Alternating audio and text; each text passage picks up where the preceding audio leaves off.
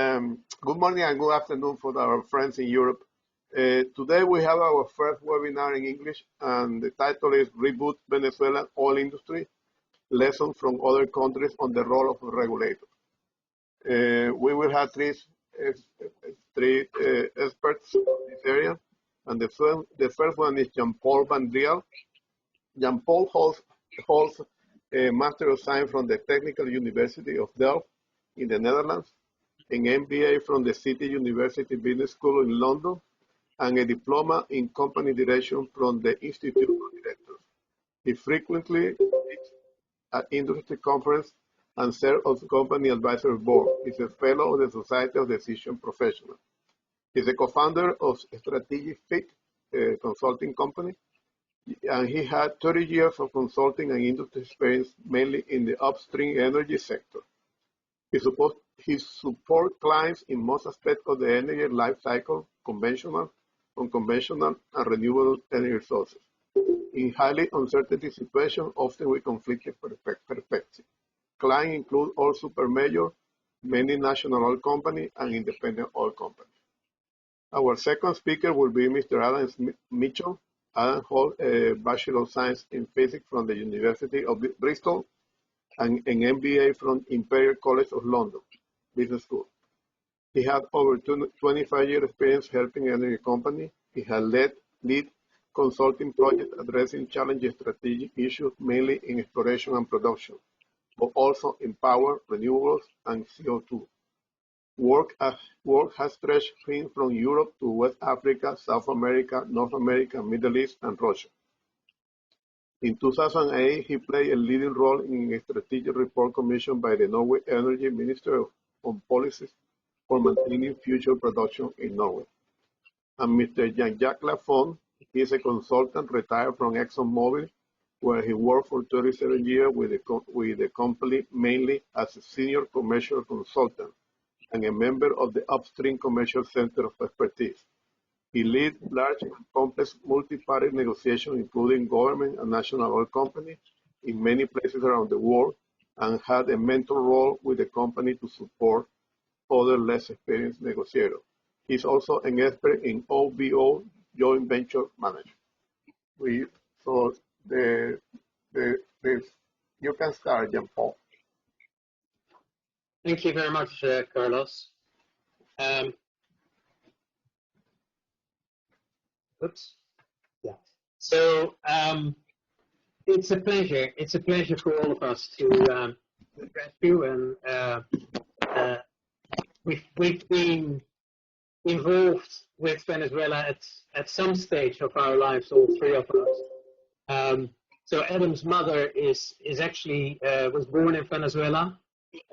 I personally was almost born in Venezuela. I was probably about 2 years old when I lived in Venezuela for a year or two. And all three of us have worked at some stage in our life for a small amount of time in Venezuela. So it's close to our hearts. And first thing I wanted to comment on is when Victor contacted me, he explained to me this whole group, your group of people in exile, spending a lot of time preparing for D-Day, and it's very impressive to hear that. So this has been going on for the last 3 years, and I think it's very exciting for all of us, for the three of us, to play a little role in supporting your effort. So, as I said, Victor asked us to present some how other countries have gone through phases of transition. It's actually a real pleasure to look back at some countries where you've worked and you know how the regulator works, but to look back at the history and how all of that shaped up. So. It's been very interesting to prepare for this, and looking forward to spending the next couple of hours with you to talk about it, address any questions that you have. Victor, Carlos, Eduardo and Lino were all supporting us in preparing for this presentation. And the basic idea was there are two real big issues that are particularly relevant. One of them is how do we get PDVSA up and running? How do we address these capabilities? And the second issue is how do we make sure that Venezuela is ready to attract foreign investment? So those are the two objectives that's the context of why it is that it's interesting to understand regulatory journeys in other countries. So huge prospect, really interesting to read the plan phase and to see what the potential is. Everybody knows it's a lot, but then to actually see numbers around it and where it comes from, it's an incredible opportunity if you can get it up and running. So we'll go through regulatory reform in three groups of countries. The first one is regulatory transitions in Brazil, Mexico, and Colombia, mostly because all of you are familiar with that, and it's in a similar sort of geographical and cultural environment. We thought that it would be particularly interesting to then look at Iraq, because if you think about really difficult circumstances in which a country depends on getting its industry back on its feet, I think Iraq really jumps out, also in terms of the size of the opportunity. And then lastly, we would like to talk a little bit about the UK and Norway, very different circumstances. But again, it's quite interesting to see how these countries went through their regulatory journey with the benefit of having all sorts of institutions that support the industry as well. And then finally, we want to talk. We want to take some. We want to have a little bit of a perspective of what it takes for an IOC to invest, and Jean-Jacques will talk to that. And after that, we want to take a couple of polling questions, and all of you can participate in these polling questions, or I would like all of you to participate in these polling questions. And just to give you a tiny little bit of a preview of what they are, it's not meant to be a full set of questions, but just a couple of critical questions that appear to us to be relevant and interesting to pull where you will stand on the answers, on what the answers are to each one of these questions. So a couple of questions around PDVSA and the role and what sort of assets they should be the natural custodian for, and talk a little bit about infrastructure, then the supply chain, and also obviously about how to organize as a regulator. So expect a couple of polling questions around that, yeah, that's the program for today. So I'm very much looking forward to it.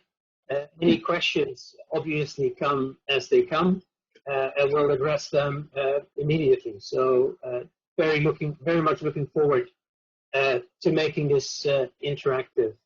I believe that Eduardo is going to call out any questions as they come up. So with that, I'd like to hand over to Adam. Thank you very much, Jean-Paul, and it's good to meet everyone. So I'm going to, we've looked in depth at Mexico and Brazil, two countries who have been through quite substantial reform over the last 10 to 20 years in the upstream. And I'll start with by looking at Mexico. And I think the first thing, if you can, looking at the slide in front of you, if you look at the history of production in the chart there, you'll see that, you know, as oil prices came to rose very strongly in the first part of this century, production peaked, but it started falling very, very quickly. And with those high prices and fairly high production, Mexico derived quite a large part of government revenue from Pemex. So there was a real tight connection. And Pemex had been given a monopoly since the mid-1930s on the Mexican upstream oil industry.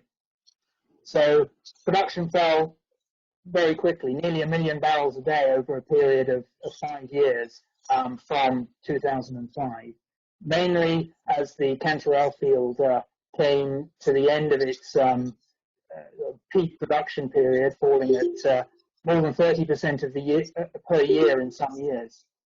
So there was naturally quite a lot of pressure on the government to try and stop the decline. And behind that was also the fact that Pemex, with these very high production rates of 3.5 million barrels a day, wasn't replacing reserves. So there was quite a concern that this decline would carry on. And the government saw an opportunity at that point or a need, particularly with the deep water, to try and attract international investment and perhaps give a little bit more competition to Pemex. So after 80 years of government-controlled monopoly, in 2013, there was enough political will to change the constitution to allow Parliament to then pass a series of laws to allow other private investors to enter the upstream business. And it also gave Pemex a little bit more independence, and on the back of that, the legislature passed 21 secondary laws and 22 further regulations. So there was a very concerted effort by the different parts of government to really set themselves up to receive and manage the involvement of international and local private companies. As part of that reform, there was reform in the energy ministry. There was the creation of a CRE to guide the government on energy policy, and then running in parallel with that, CNH, the regulator, and they very specifically had the role for regulating the upstream from the bidding rounds through to actually managing the contracts throughout the field life.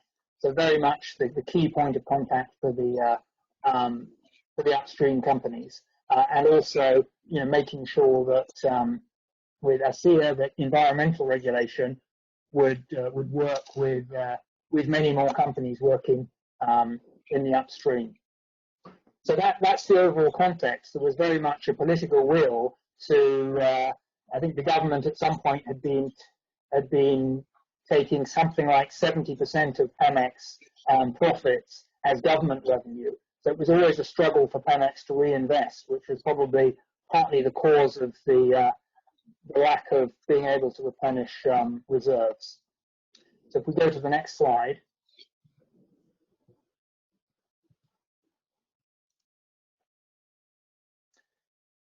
So what came out of that? Well, I think in a really important role in the transition from largely NOC monopoly to having more private investors is to have a really clear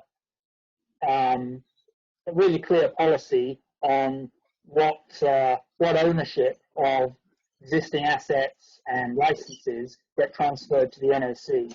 So in the case of Mexico, there was a round zero for licensing when all the existing discoveries and fields were on offer for Pemex. And the outcome of that, Pemex had to put forward a case for each field of why they were the suitable owner and ability to carry on managing it and carry on investing. So it's estimated that about 83% of proved and probable resource and about 21% of prospective resource got transferred into Pemex. And I think clearly involving international and private companies was a very big step after 80 years of Pemex monopoly.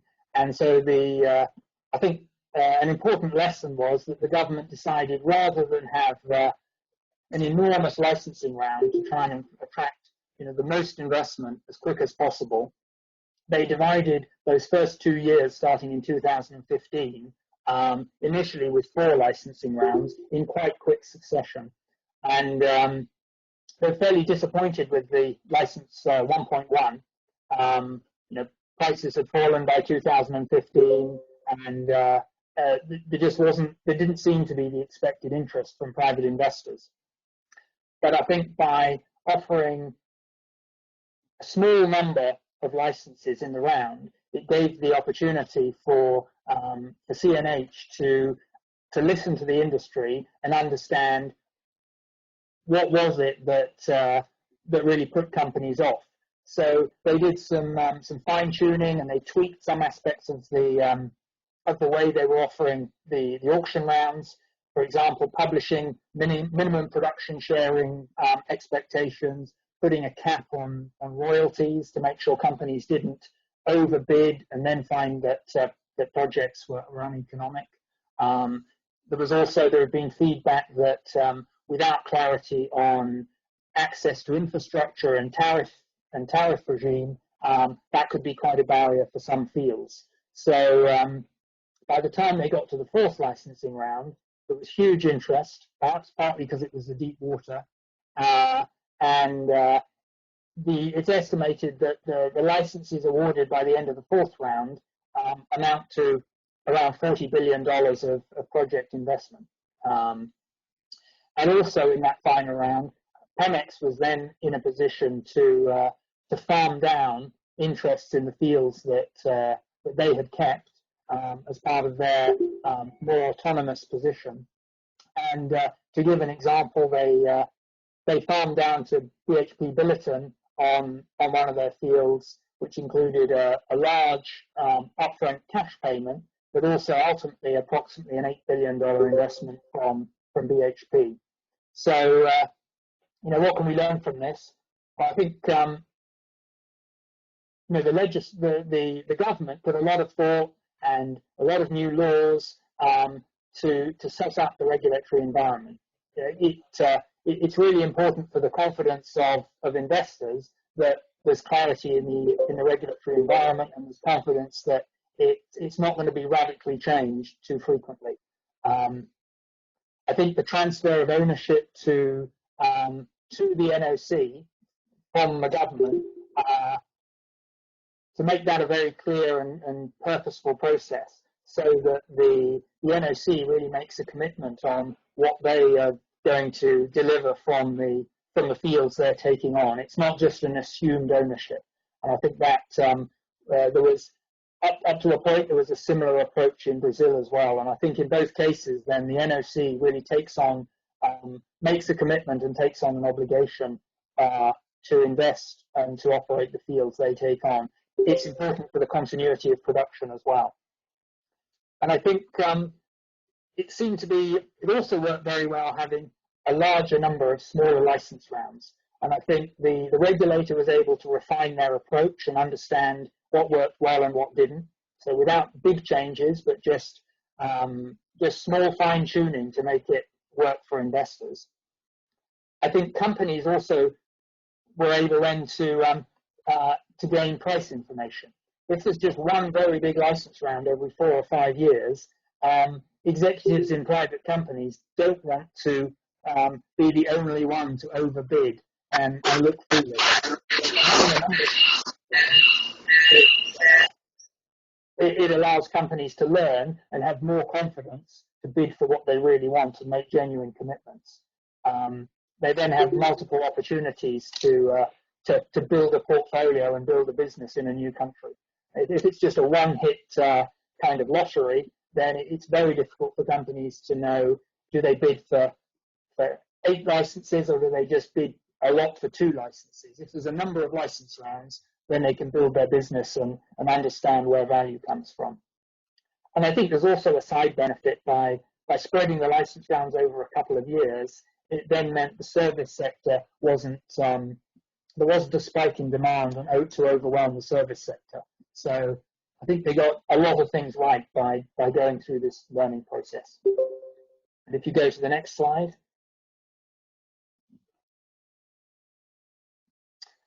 Yeah, so I won't go through every point here, but I think they needed to address the point that under the Constitution, the oil in the ground is owned by the government. But one of the articles in one of the new laws allowed for operators that bring the oil to the surface to own their share of production and sell that. So I think that's really important for companies booking reserves and raising debt against projects. I don't know how relevant this second point is for Venezuela, but in some places it's very important. The idea that if you want to explore and develop on private land, what's the benefit to the landowner? And they set up a regime in Mexico where there was a royalty scheme for landowners. And I think that's certainly driven the growth of the business in the US in various cycles. The fact there's benefit to landowners, they're much more likely to be aligned with operators to make infrastructure work and to make field development work. They set up a number of types of contracts. So there was a scheme of signing fees. There was an exploration quota in terms of budget. There was some fields or some licenses were under royalty. Some were based on contract value and a percentage of profit. And I think the main thing is that the private companies want some real clarity on what they're operating, the environment they're operating in. It really can destroy confidence and value if there are significant changes in the fiscal regime or retrospective regulation. Sanctity of law. So when you sign a 20-year contract for a license, you're pretty confident in the environment you're operating with. So a consistent regime. I think it's fairly universal globally that CNH holds the final decision making on companies' ability to buy and sell licenses and fields to other companies. That's pretty normal. I think I don't think it's yet completely proven how successful it's been in Mexico because it's early days and most of the companies that were brought in were at the exploration stage. That's delivered very well. But in terms of, they did do some extensive work on trying to make sure that there was a reasonably level playing field to allow new private companies to access existing infrastructure on reasonably fair terms. And Jan-Paul will go into more detail on different approaches to that from the UK and Norway, where the authorities there have had to adapt their systems. So that's a summary of the transition in Mexico. As I said, I think one of the big inputs was a lot of effort went into setting up the right new laws and setting up the energy policy and the upstream regulatory bodies so that they could really work for the government, but also work closely with the industry. Jan-Paul, we can move on to Brazil.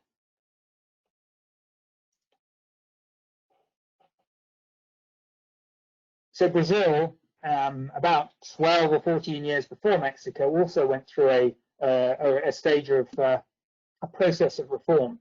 And I think the starting position was very different. If you look at the production history of Brazil, this is oil on the right-hand side here. You'll see that through the first half of the 1990s, production was around 600,000 or 700,000 barrels a day. And I think at the time, Brazilian consumption was of the order of 2 million barrels. So oil and oil product imports were pretty big. The oil industry was not hugely material to the Brazilian economy. But since the 1950s, there had been the constitutional requirement that upstream oil and gas was the sole province of Petrobras, the NOC. And there had been, I think for political reasons, a number of attempts starting in the late 80s to try and break that monopoly, arguing that it would bring more competition and maybe it could grow the business, grow the upstream industry if more companies were allowed in. So it got to a point in 1995, which, as you can see, is before production really started growing on that chart, that an act was passed that ended the Petrobras monopoly, and then a further set of legislation 2 years later set up the regulatory environment. And interestingly, it was set up in a very similar way to Mexico. One was there was a National Council for Energy Policy, which was accountable to the president and much more looking at a strategic policy view on energy for Brazil. And then ANP was set up as an upstream regulator, very much to promote and run license rounds, granting concessions, and controlling activity through the field life. So an incredibly similar role to Mexico. And as part of that reform, I think one of the most least popular, which was 4 or 5 years later, was the removal of subsidies in fuels. It's clearly, if that causes fuel prices to go up, quickly and in big steps, that's very difficult. But that's sort of connected. You have to be careful whether people see the two working together. So what was the initial outcome? If we look at the next slide. So although it was nearly 20 years, or just over 20 years ago that the monopoly was ended and the regulators were set up, as of 2020, Petrobras still operates 94% of production in Brazil, and they have a working interest and own 74% of net production. So 20 years on, they're still an enormous dominant player. And I think we can have a look on the next slide as to why that might be. But is it healthy to end up in that position? So if we look at the timeline here, we'll see that as I spoke through, in the 90s, there was the legislation was changed, the constitution was adjusted, and by the end of the 1990s, private companies could start to bid for license rounds, and particularly the deeper offshore that hadn't been widely explored was of big interest. It's not completely clear why, but a lot of companies seem to partner with Petrobras as the operator. Exactly how that relationship or why it happened like that, maybe there was a certain amount of caution because these fields were in deep water, incredibly deep subsurface, and also a long way from shore. It was reasonably successful, but of course, what was really successful was in 2005-06 was the discovery of the pre-salt giant fields. Now, I think a big lesson from Brazil was that the political environment was a bit different by the time these discoveries were made. The size of the fields was enormous, and it was clearly going to transform the upstream sector in Brazil. And the reaction from the politicians was that this risked giving too much away to private and international companies. So there was quite a quick moratorium on new pre-salt licensing rounds that went on for many, many years. There was then a law was introduced, the pre-salt law, that then required Petrobras to have a minimum of over 30% interest and the operator of all future pre-salt awards.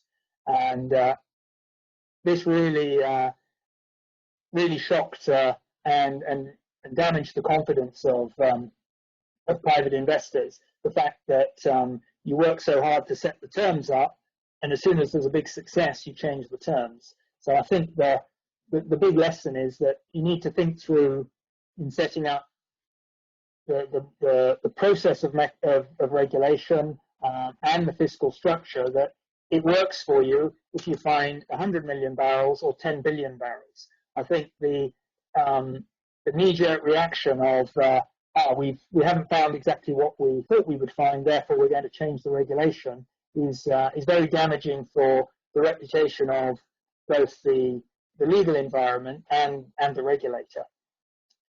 So after lots of wrangling, but success in developing those initial discoveries in the deep salt, in the pre-salt, the pre-salt reform law reform was passed in 2015, and since then there have been 5 license rounds. There was the law gave Petrobras a preferential right to maintain a 30% interest in new licenses, but it wasn't an obligation. And by the time they came to the 4th round in 2017-18, that attracted 16 international major companies. There was very strong interest, and then in the 5th round, for the first time in the pre-salt, 3 of the blocks were awarded to consortia that didn't involve Petrobras. So Petrobras didn't exercise their preferential right, and I think the way that was done, there was more confidence in the new regulation. That just like Mexico, there was a series of licensing rounds quite quickly, so it brought a lot of interest. And just in those final 4 blocks that were awarded in the 5th round, they brought in about $1.7 billion in bonus payments. So I think we can see a model emerging for the role of the regulator, the role of perhaps a policy body, but we also see the risk of destroying investor confidence if things are changed after the event, or a knee-jerk political reaction to events. Consistency really adds value to private investors. Jean-Paul, I'll hand back to you to give a perspective on Colombia.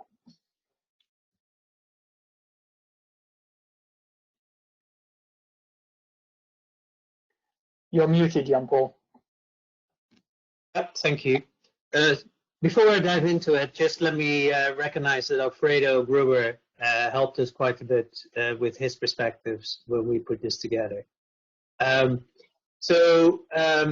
Just looking back in history, you can kind of characterize 3 different approaches. Very early on, it was a market-based approach, basically international companies coming in and controlling pretty much all the elements of the value chain. Ecopetrol was then formed in the 50s.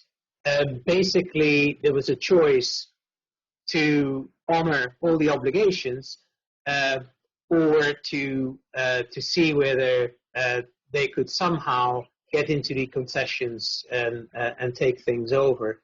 They opted to not do that, and to to wait for concessions to expire and then take over.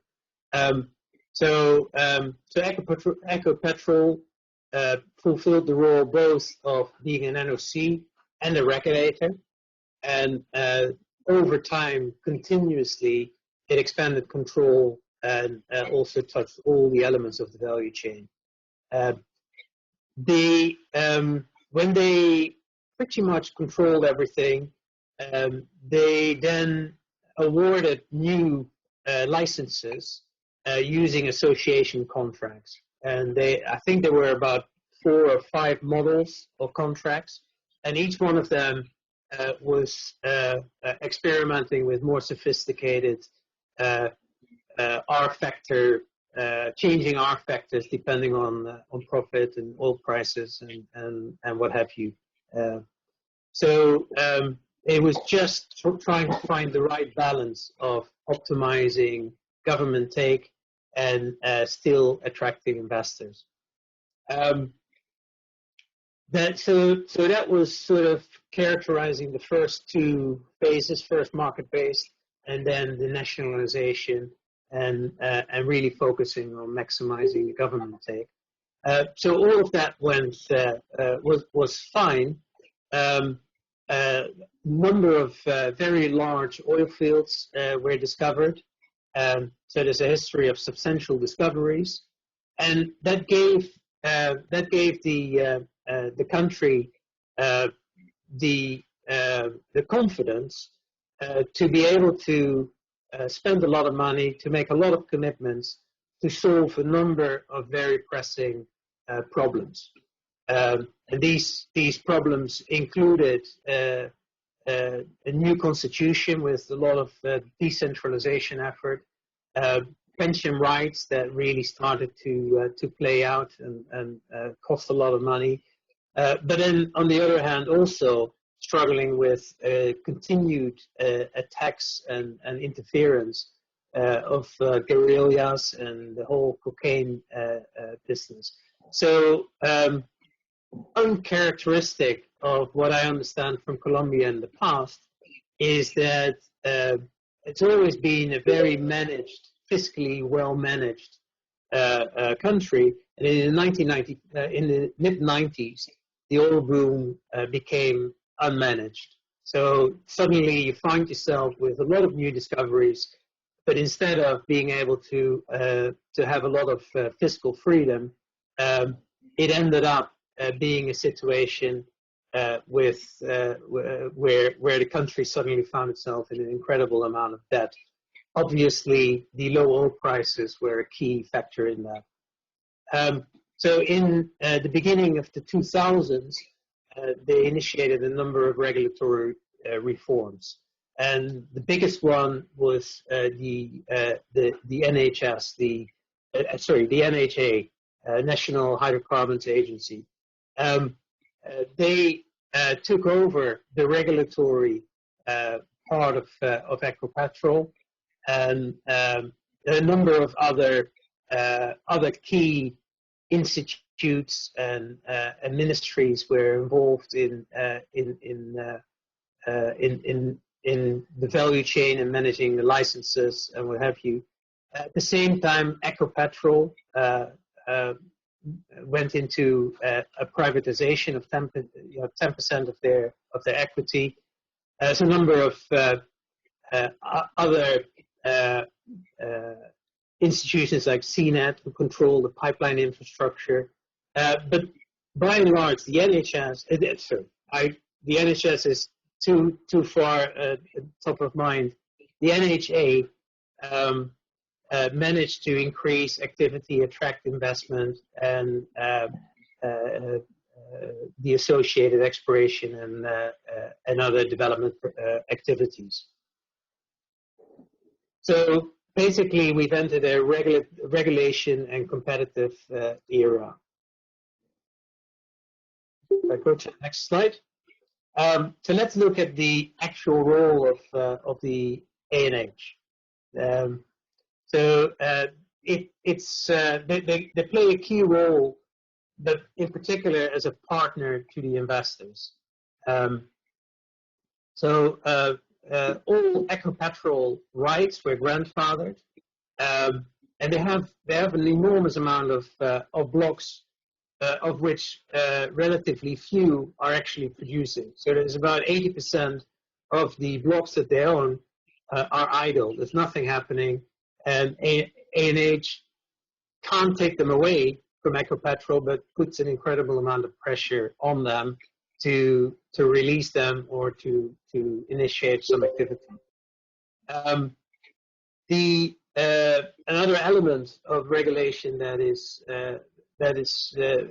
important everywhere is the right to access into your infrastructure. And there's a ruling that transporters must make all the tariffs public, and capacity access is a public right.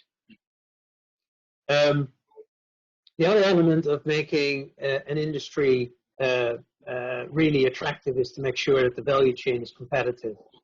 And so there's no restrictions to expats, imports, but local labor obviously is preferred, but also it makes much more sense to have local labor for a vast amount of the activities. What's particularly important is the transparency of tenders and awards. So it was interesting to talk with Alfredo because when you read through the success story of Colombia, the thing that always is highlighted is the tax take, and reducing the tax take, increasing contracted take is obviously important, but it's not the only thing that's important. So the role of the ANH is that they're responsible for awarding licenses. There is a board that has quite a broad representation. So there's the key ministers, but also an industry representative. I think it's the chairman of the Association of Producers. There are 2 congressmen that are appointed by the president, and we don't know exactly what the total staff of the ANH is, but we've seen there's 110 professionals that are all listed with names and telephone numbers, contact details. So we're assuming that it's several hundred if you have all the admin functions and other functions that don't require public access. They're funded partially by central government, but also by sales of reports and data that they have, and licensing fees, as well as state participation. So they've got a number of sources of income. Again, it's incredibly transparent. You open the website, you see what contracts are awarded to whom, for what prices. It's very, very impressive. So our interpretation of the contribution of the ANH, apart from the fiscal elements that are important, there's a clear separation of the regulator from the NOC, which is really pretty critical. Very transparent award processes, and then so we talked about the contract terms, but the collaboration with all the other institutions, ministries, powerful community leaders, various agencies is very, very important for purposes of getting permits and making things happen. This includes the Ministry of Defense. Alfredo talked us through how on a monthly basis they managed to get all the top level representatives, the Minister of Petroleum, the Minister of Defense, the Minister of Finance, all of these people around the table with industry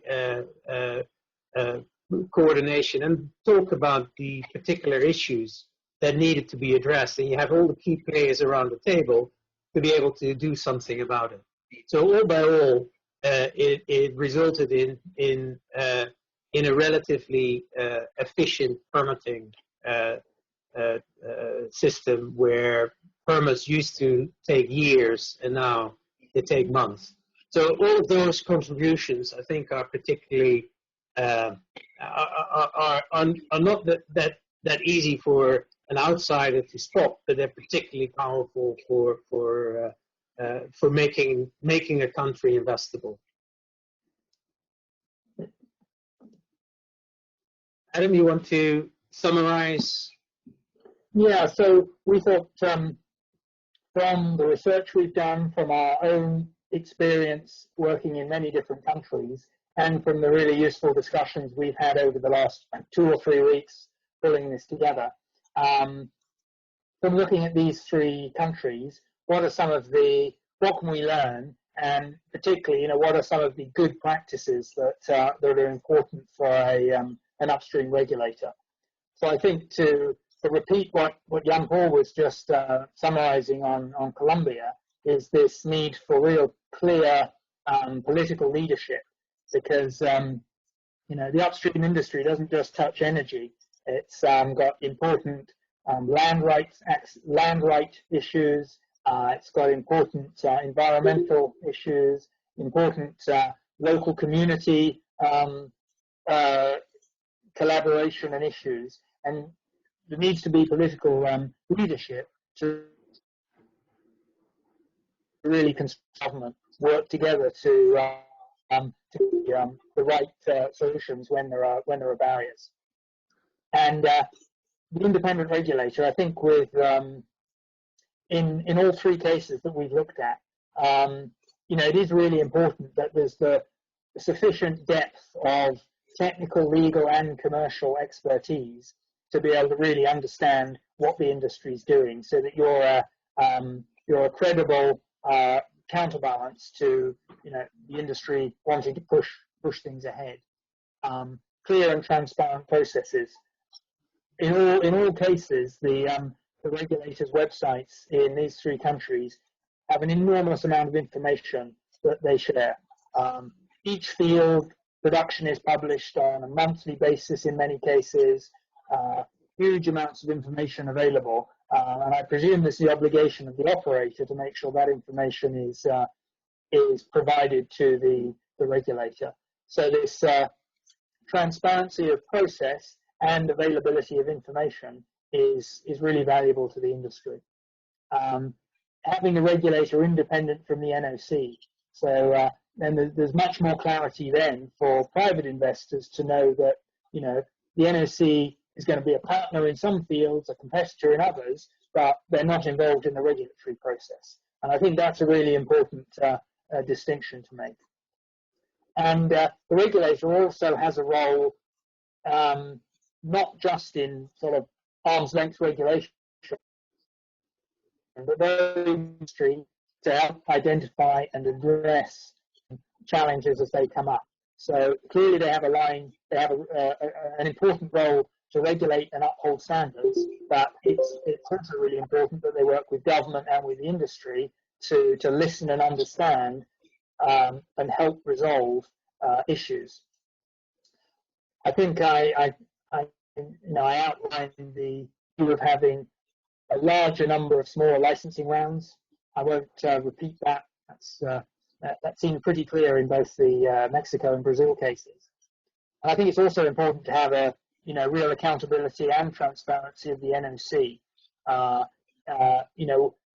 In what way does it play on a completely level playing field with any other upstream company, and in what areas may it have special needs? It's not that there's the right answer, but you need really real clarity to where it sits in both those situations. So there shouldn't be any ambiguity, so that when you're working with them as a partner or a competitor, you know exactly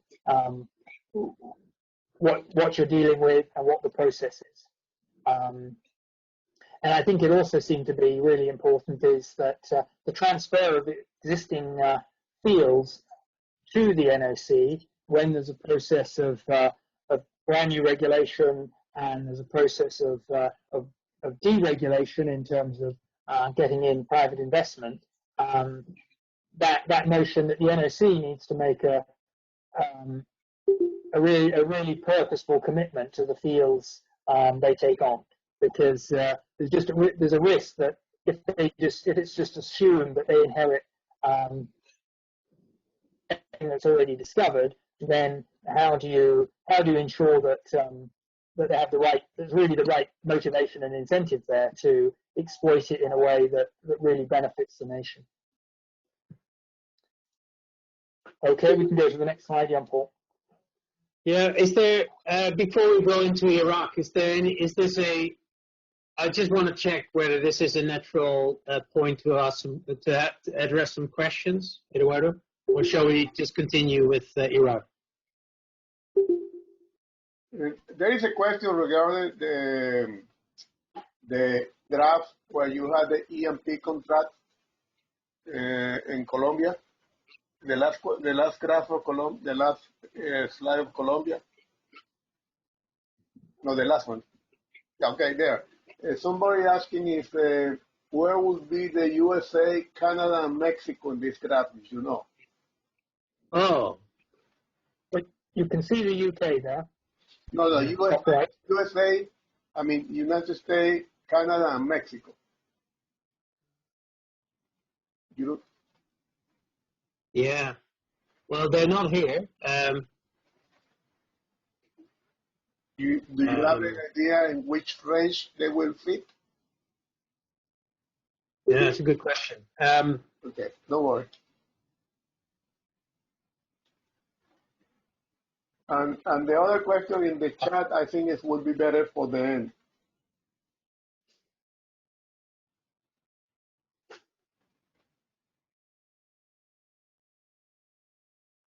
Okay. We can leave the other questions to the end of your presentation because it's more general. Okay. Okay. Yeah, I'm finding the US, for instance, I'm finding it a little bit hard because there's so many different components. You've got the onshore, you've got the shallow water, you've got the deep water. So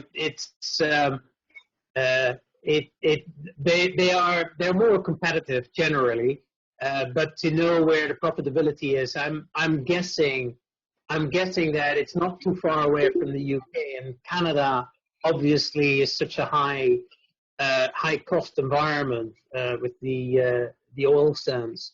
Again, I find it a little hard to guess where they are. Yeah. So that's the honest answer to that one.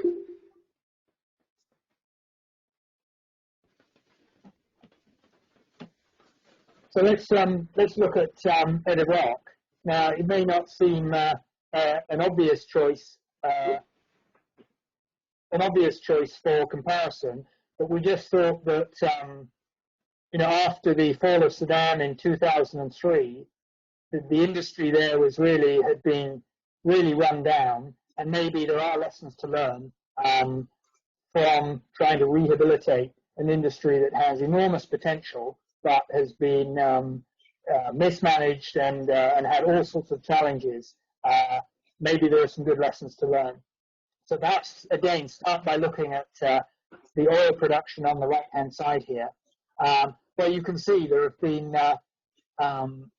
huge potential that, starting in 1980, there was the Iran-Iraq war. The biggest fields in Iraq are very near the Iranian border in the south.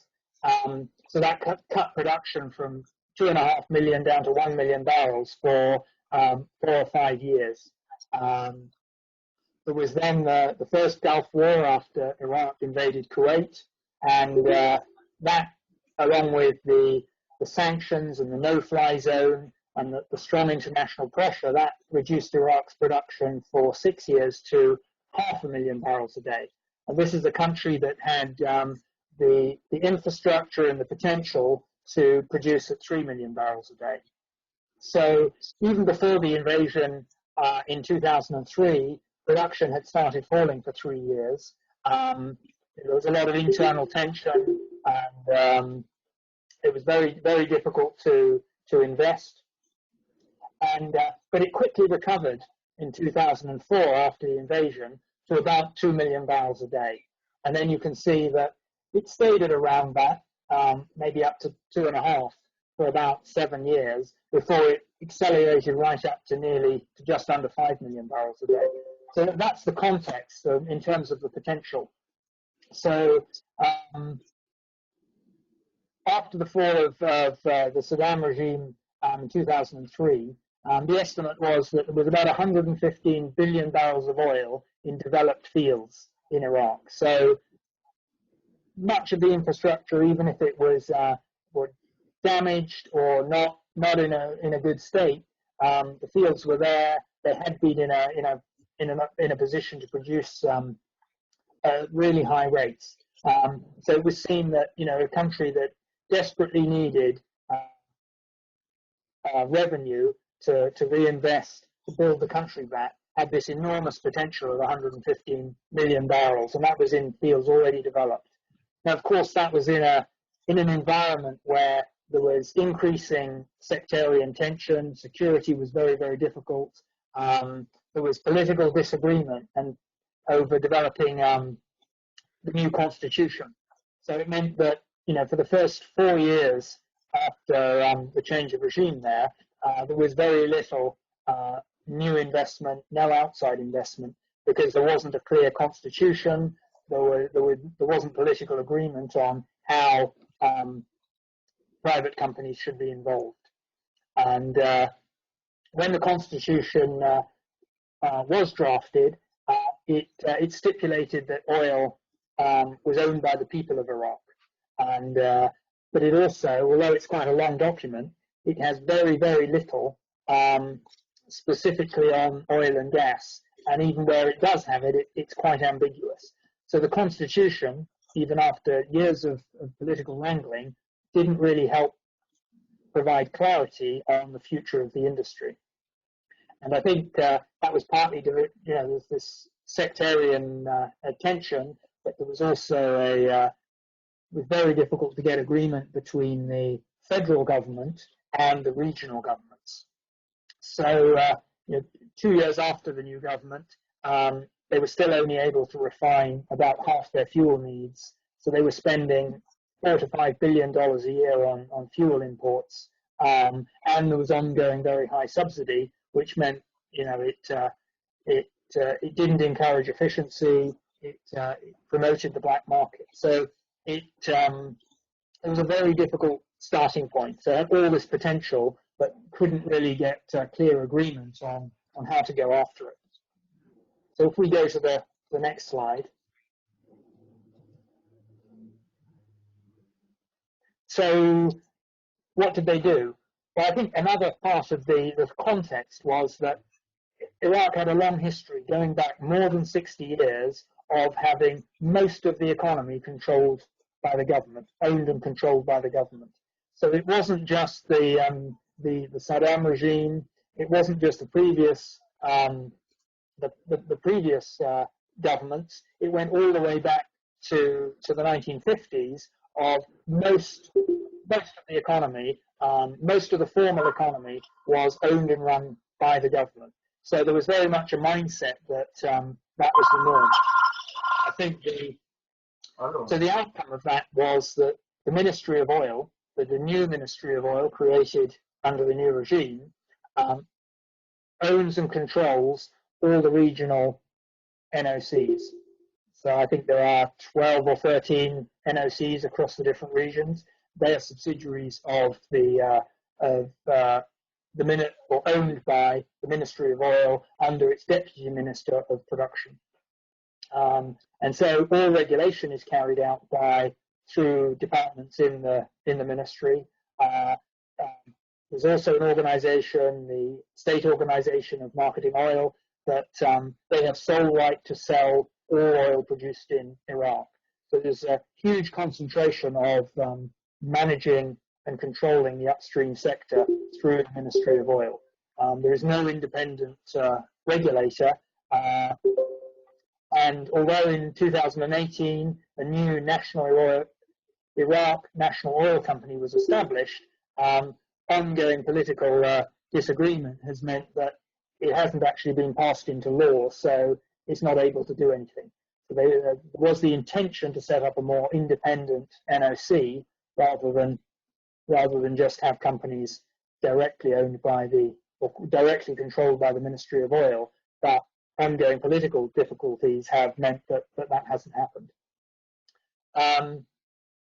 So to honour the constitutional requirement that Iraq is owned by the people, so oil is owned by the people, Iraq chose to set up technical service contracts with IOCs, and these typically go for 20 years. The companies are given they're allowed to recover their costs, and they have to bid for a fee per barrel, and they get no profit oil at all. And they also have to commit to achieving certain production levels in certain time periods. So they were quite tightly controlled.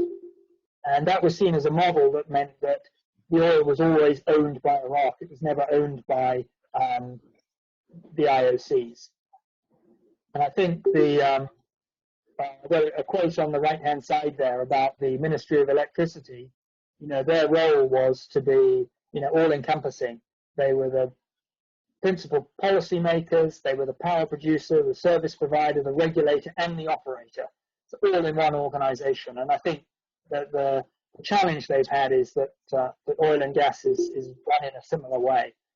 So, as they say, with most ministries in Iraq, the Ministry of Electricity is beset with bureaucracy, corruption, and therefore it just it fails to be an organization that can really innovate and get a lot done. And if we go to the next slide, we can see some of the outcome of the license round. So about five years after the change of regime, they were finally ready to offer these technical service contracts. Clearly, the size of these fields, I think in southern Iraq, it has the highest concentration of supergiant fields in the world, but it took a long time to get there, and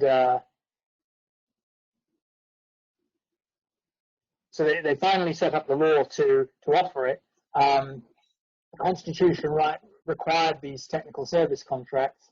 The Ministry of Oil had worked out that they thought $2 per barrel was the appropriate service fee after cost recovery. Most of the IOCs internally had worked out, given the challenge of all the logistics and all the infrastructure that was needed to bring these fields back up to high production levels, that they needed $4 or $5 per barrel. So in the first the bidding round, there was only one bid was agreed, and that was for BP and CNPC signed a 20-year contract for the Rumaila field, which is a 17 billion barrel onshore conventional field, and they did agree after negotiation to $2 per barrel. And in a further 4 bidding rounds, a total of 11 contracts were signed. And the commitments made in those contracts initially was that in total, plateau production would rise to 12 million barrels a day. An enormous figure, 4 times the previous peak production in Iraq. The example of that initial BP deal was they paid a $500 million signing bonus, a $2 per barrel fee, and they would raise production from 950,000 barrels a day to 2.85 million barrels per day. I forget the time period, but it was in a period of kind of 5 or 6 years.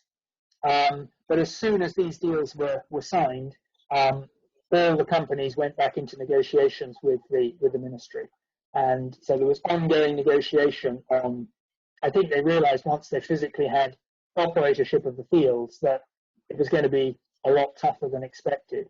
So, for example, for the Rumaila field, they lowered the target to 1.75 million barrels a day. So they took off about 1 million barrels a day from the target.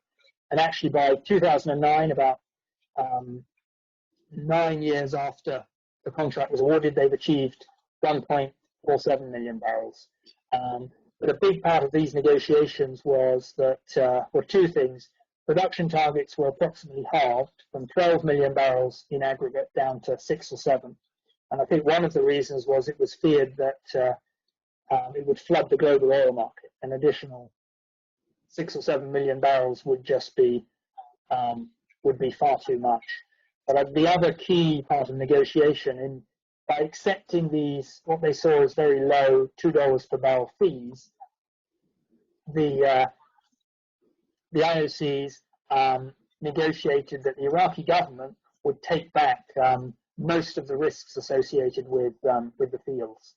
For example, if there were OPEC quota restrictions, the government would still pay the $2 or $3 per barrel based on the pre-quota level. If there were export constraints, the government would keep paying. It was a kind of take or pay. And also, if there was any damage, subsurface damage to the fields, at the end of the 20 years, there would be no liability to the IOCs, and the government took full responsibility for all security. So, they've achieved a significant growth in production to about 4.8 million barrels a day, but it was not a very smooth process at all. And I think on the next slide, I just summarize some of the learnings from this. I think so. By setting up these technical service contracts, they were very tightly defined, and it meant that the relationship between the IOCs and the Ministry of Oil was very transactional. It wasn't, we're all in it together, we're going to collaborate, we need to solve all these problems. It's, well, you signed a contract, you deliver. And also the notion that, there's too much of a them and us, so that, well, you take responsibilities for security and you take responsibility for exports. And I think recently there's talk that exports could be 1 to 2 million barrels higher if the export infrastructure had been put in place. So the fact that the IOCs have very little to benefit and don't have the opportunity to invest and solve those problems of increasing export capacity because it's completely outside the remit of their technical service contracts, just makes the relationship to solve those problems very difficult.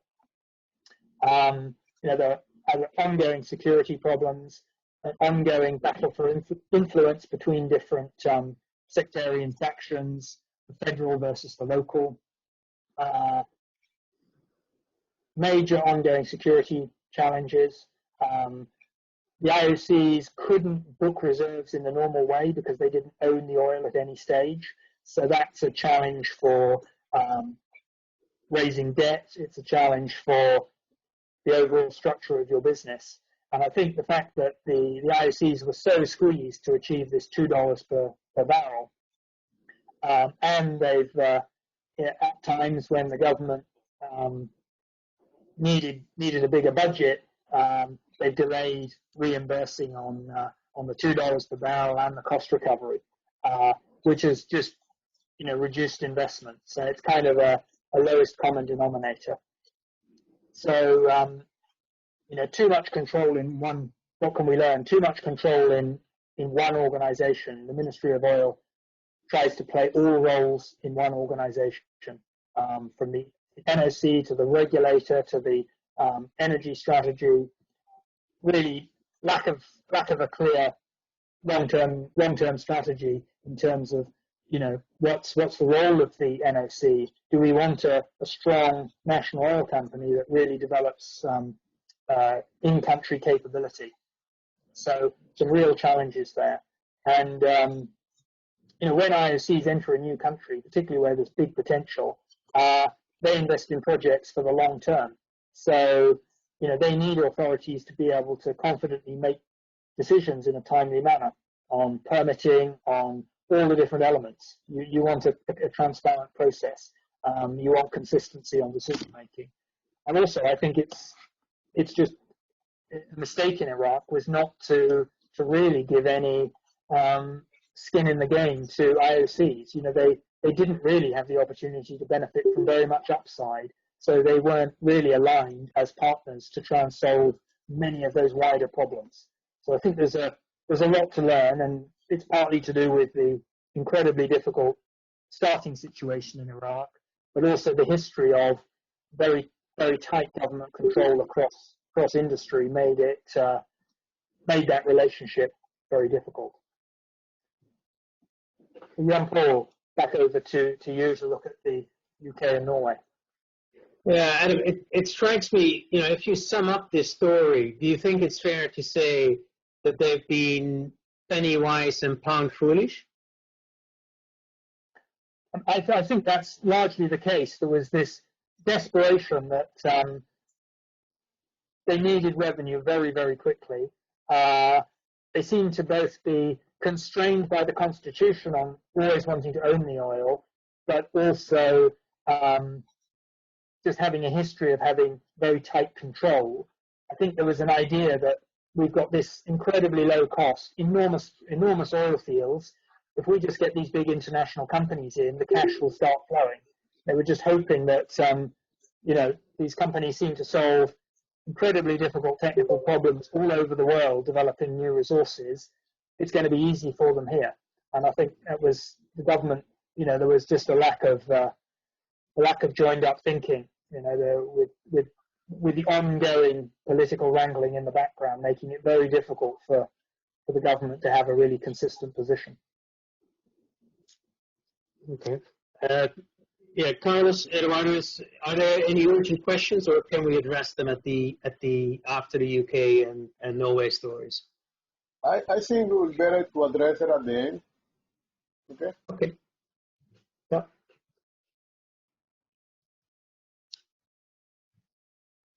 All right.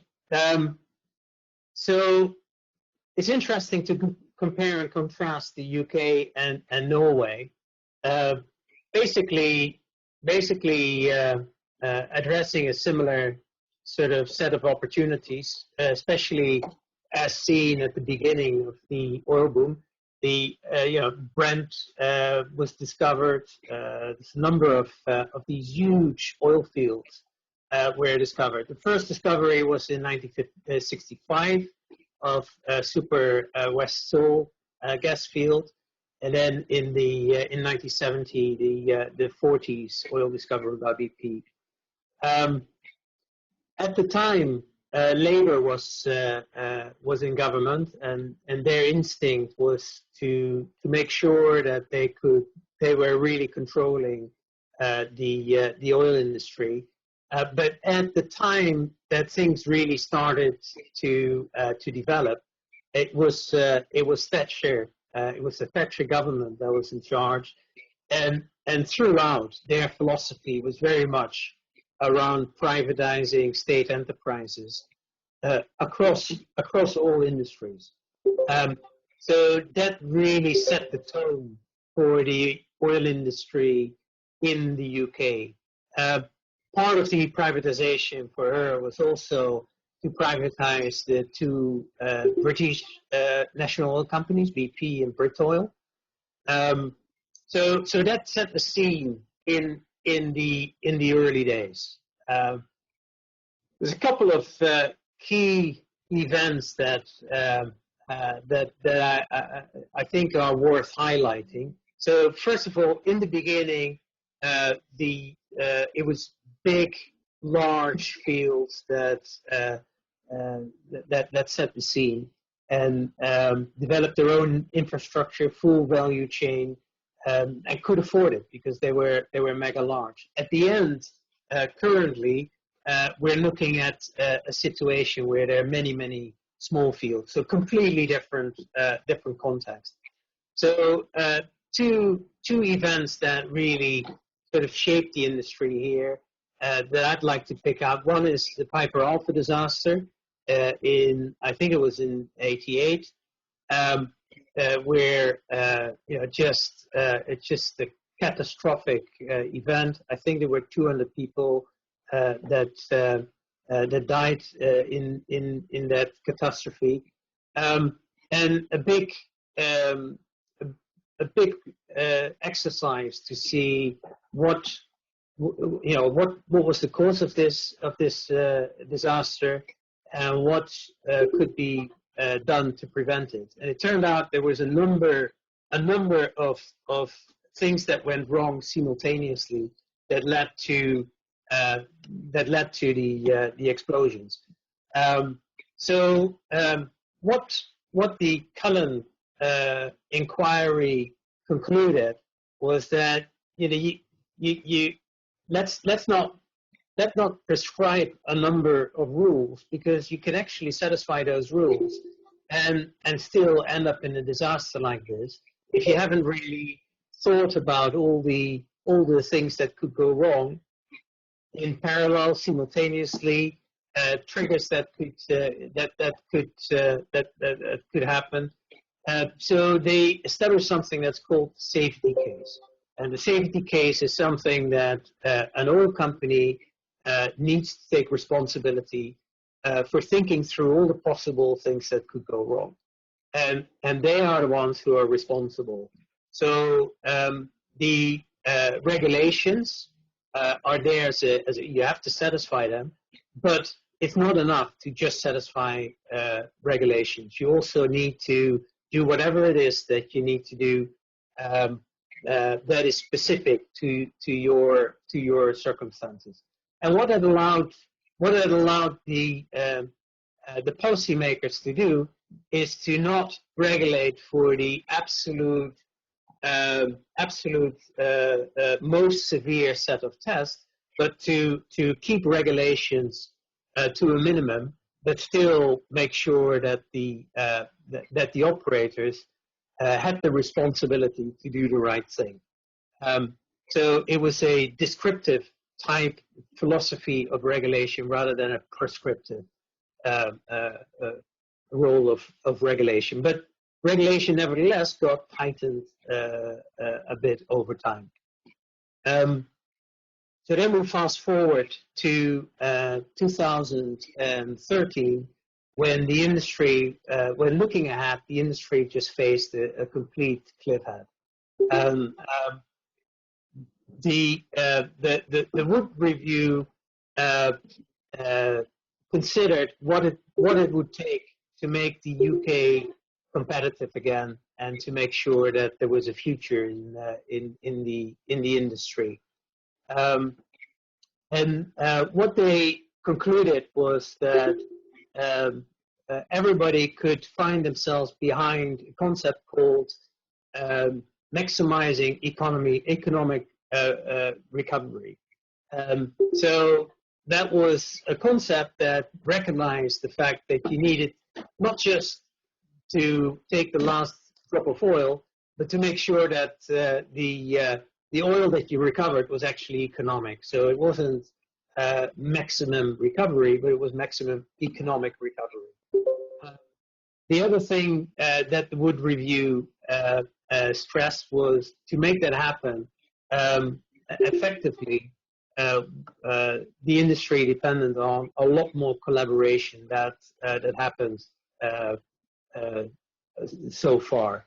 So their solution to that was get the OGA to become a much more powerful institution, and get them engaged in collaborative reviews of whether it's large areas or relatively small areas, hubs, but also be the arbitrator in disputes. So it gave them real teeth and real responsibility. The other thing I just wanted to highlight here, it's just something that really stands out from the UK, and that's the fact that they have been changing the taxation incredibly over time, constantly. So initially there was royalty, 12.5%. Was petroleum revenue tax, and that was initially, I believe, something like 50%. Then it was ramped up to 75%, and then later on it was reduced to 25%, and now it's 0%. The royalty was abolished. There was corporation tax, obviously, throughout time, but it was also a period of supplementary petroleum duty. So there was all these duties that were changing. And I remember in discussions about sanctity of contract and sort of political and fiscal risks, and whether the UK was on top of that list or whether they were actually quite a benign country to do business in. I think one of the things that I just wanted to highlight here is some of these choices, all the choices were made to balance sustained investor interest and maximizing government take. So at the time, whenever you make you have an increase in tax, of course, everybody runs wild, but they haven't actually changed the rules to the extent that they changed the game. So as an example I have is the PRT. So one of the things they could have done is abolish PRT. And if the UK would have abolished PRT, you wouldn't be able to roll back tax losses and abandonment costs to get PRT relief, and they haven't done that. So I think those are the sort of choices that are available to governments to make sure that they're actually reasonable with the changes that they make. So I've got just a couple of comments around infrastructure, and I remember being in the industry in the 80s in the UK, where you have these negotiations about accessing infrastructure, and the basic frame was that if somebody wants to access your infrastructure, you look at what's the next best alternative, and very often was to build their own infrastructure, which gave an incredible advantage to owners of large infrastructure to charge high tariffs. So it was largely unregulated and funded by these initial mega developments. The subsequent developments were just simply less big generally, so they could less afford to build the infrastructure that was needed to exploit their opportunities. In a nutshell, the infrastructure became an incredibly profitable part of the business, but also, it's wasteful if it results in building too many other infrastructure, not fully utilizing the existing infrastructure. So on the left is the skeleton in the picture. Is the skeleton of the infrastructure, and you can see that on the right, it's current infrastructure. You can see there's quite a bit of new infrastructure, lots of infield lines, but the original infrastructure is still pretty core. The next thing to highlight about infrastructure is how the various regulations result in third-party access and dispute guidance.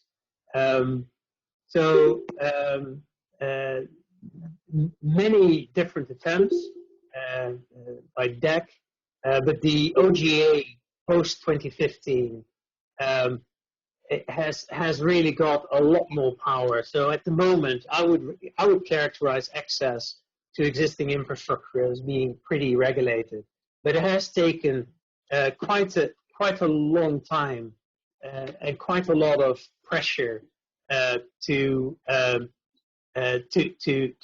get third-party access to the level where generally it's seen as being reasonable. So these initial guidance was, well, it has to be competitive, to reflect real cost, it has to reflect risk, it has to reflect regret if it reduces the amount of production. But those were aspirational targets, and eventually the regulators started to step in and gave that more teeth. So just as example, just the brand development resulted in an oil infrastructure to Sullivant Terminal together jointly with the Ninian field, and to the gas infrastructure to St. Fergus gas plant. The full gas value chain also included NGL extraction in Mossmoran and ethylene cracking, both fully retained by Shell and Exxon. The pipelines and Sullivant Terminal, all of that was over time shared out, and new owners came in. So all of those systems are now owned by the users. So that's a little bit of a history about infrastructure. And then the OGA, just to make that point on how they're organized. So they were set up to regulate, influence, and promote the UK oil and gas industry. And before the were set up before the Wood Review, but they were given teeth by after the Wood Review, and so they now have rights to grant licenses and legislate mirror UK. They've also got these dispute resolution powers, and they can they raise a license levy on the industry, so that allows that pays for part of the OGA. In terms of policy positions, it's quite interesting to see how collaborative they've been able to set that up. So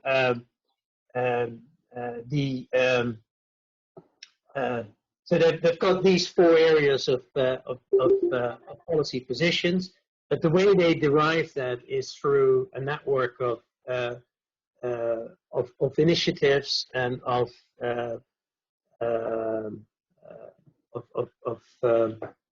committees that who represent all parties involved in making these things happen.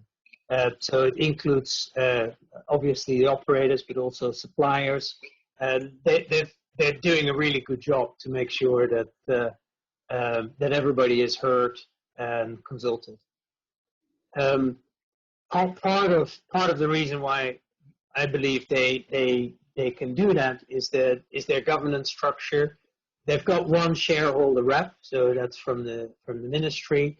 But they've got four non-execs. They've got and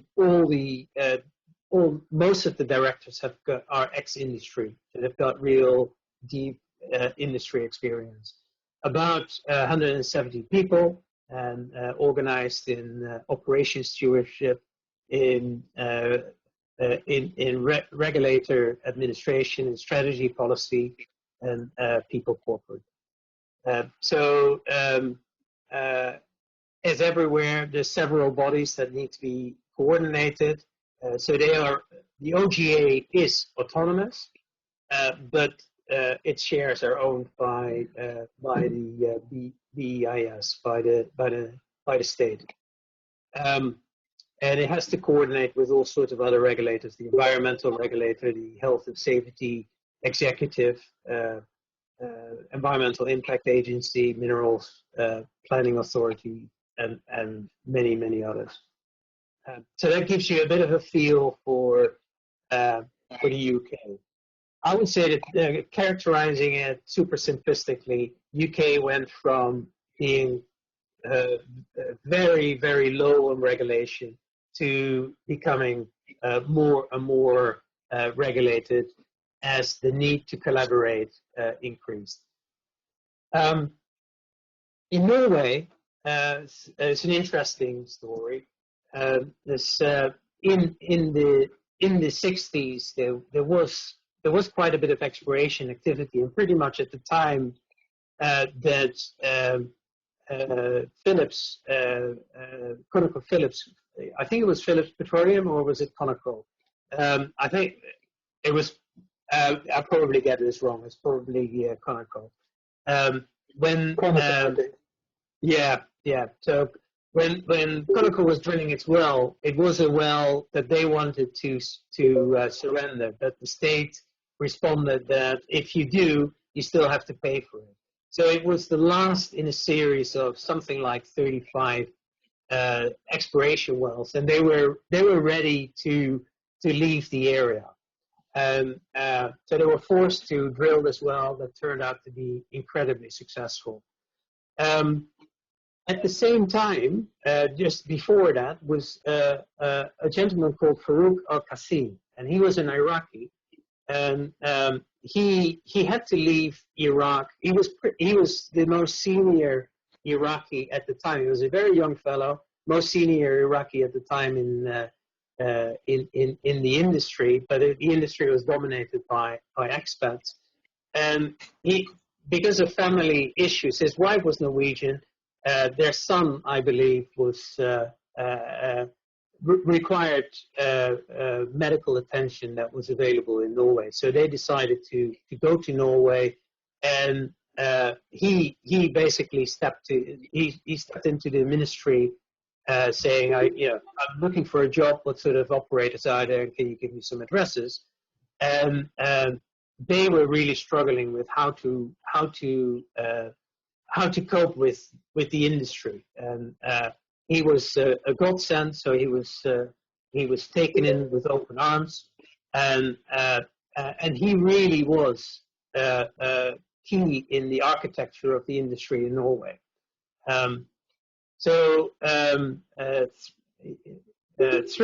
Through his guidance, Norway recognized that they were unprepared for the success of the industry, and they really needed to think this through in a way that was good for Norway and that set Norway up for success. He developed something that's called the 10 Commandments, and I'll talk about that in a short while. But all of that ended up with the setting up of the national state oil company, Statoil, the NPD, and a private company, a Norwegian company called Saga. They recognized that they had a really good base in a mature shipping industry, and one of the characteristics of the shipping industry is that you need finance. You need to be the ability to raise external finance. So they had that as a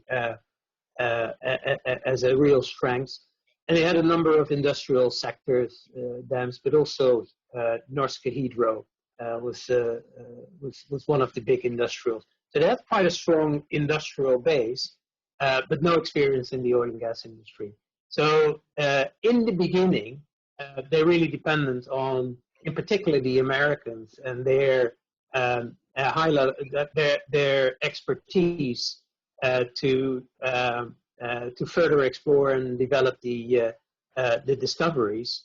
But they could play a role straight away with the industrial base that they had. So the shipping translated into the building of semi-subs and the like. So it was at the sort of lower end shipbuilding and industrial activities rather than the very high tech end. So with the 10 Commandments and with the discovery of Ekofisk, the Norwegians were in a pretty strong position. Norway was a hot area, and they demanded, through Statoil, they demanded to be a key player there. So a lot of the initial developments were set up with with the end in mind that Statoil was getting up the learning curve very, very quickly. They were being given advantaged positions in new awards.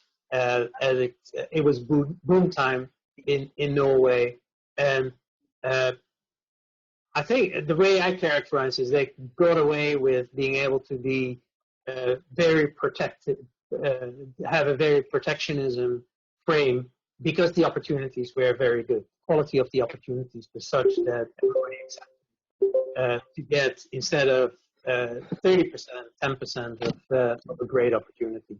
So you can see you can see the mega field discoveries, and you can see in the top it's indicated when they were discovered. Most of them were discovered before the mid 80s.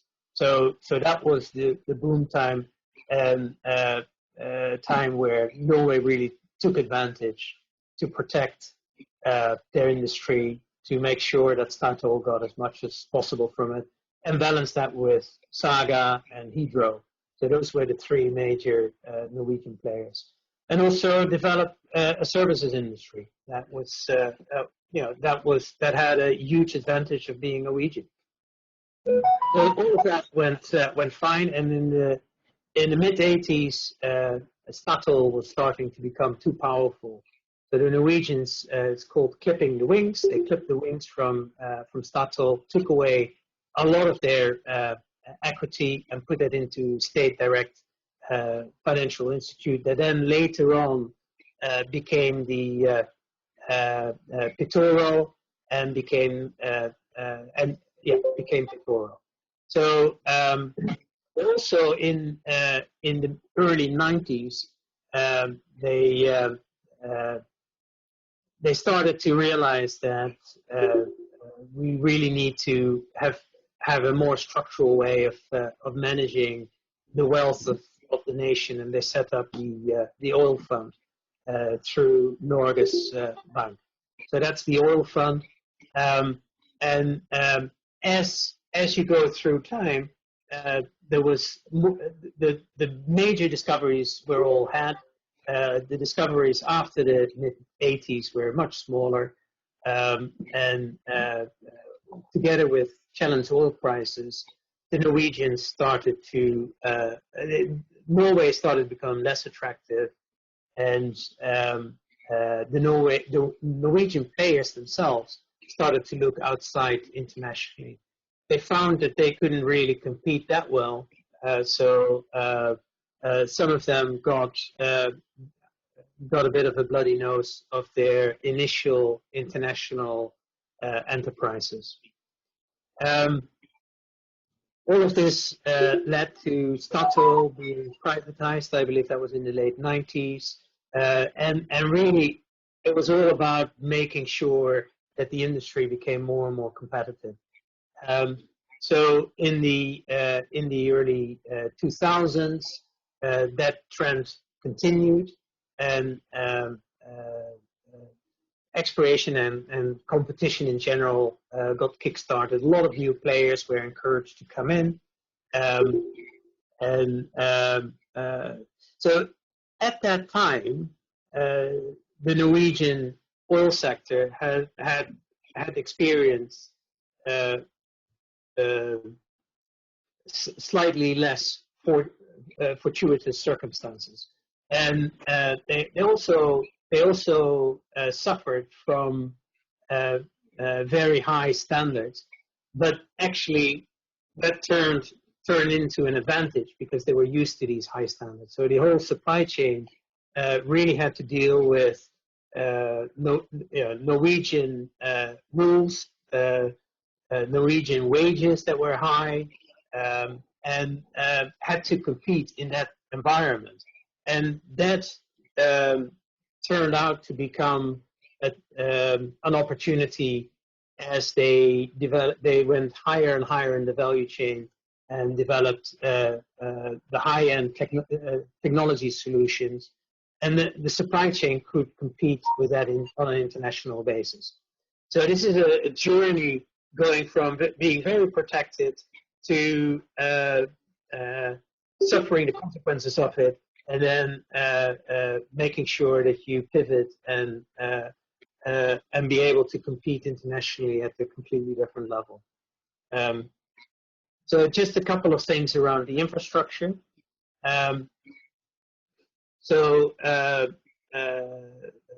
One of the events there was an expansion of the Mongstad huge oil refinery that was all Statoil and Hydro and Saga owned initially, and then Statoil took all of that over.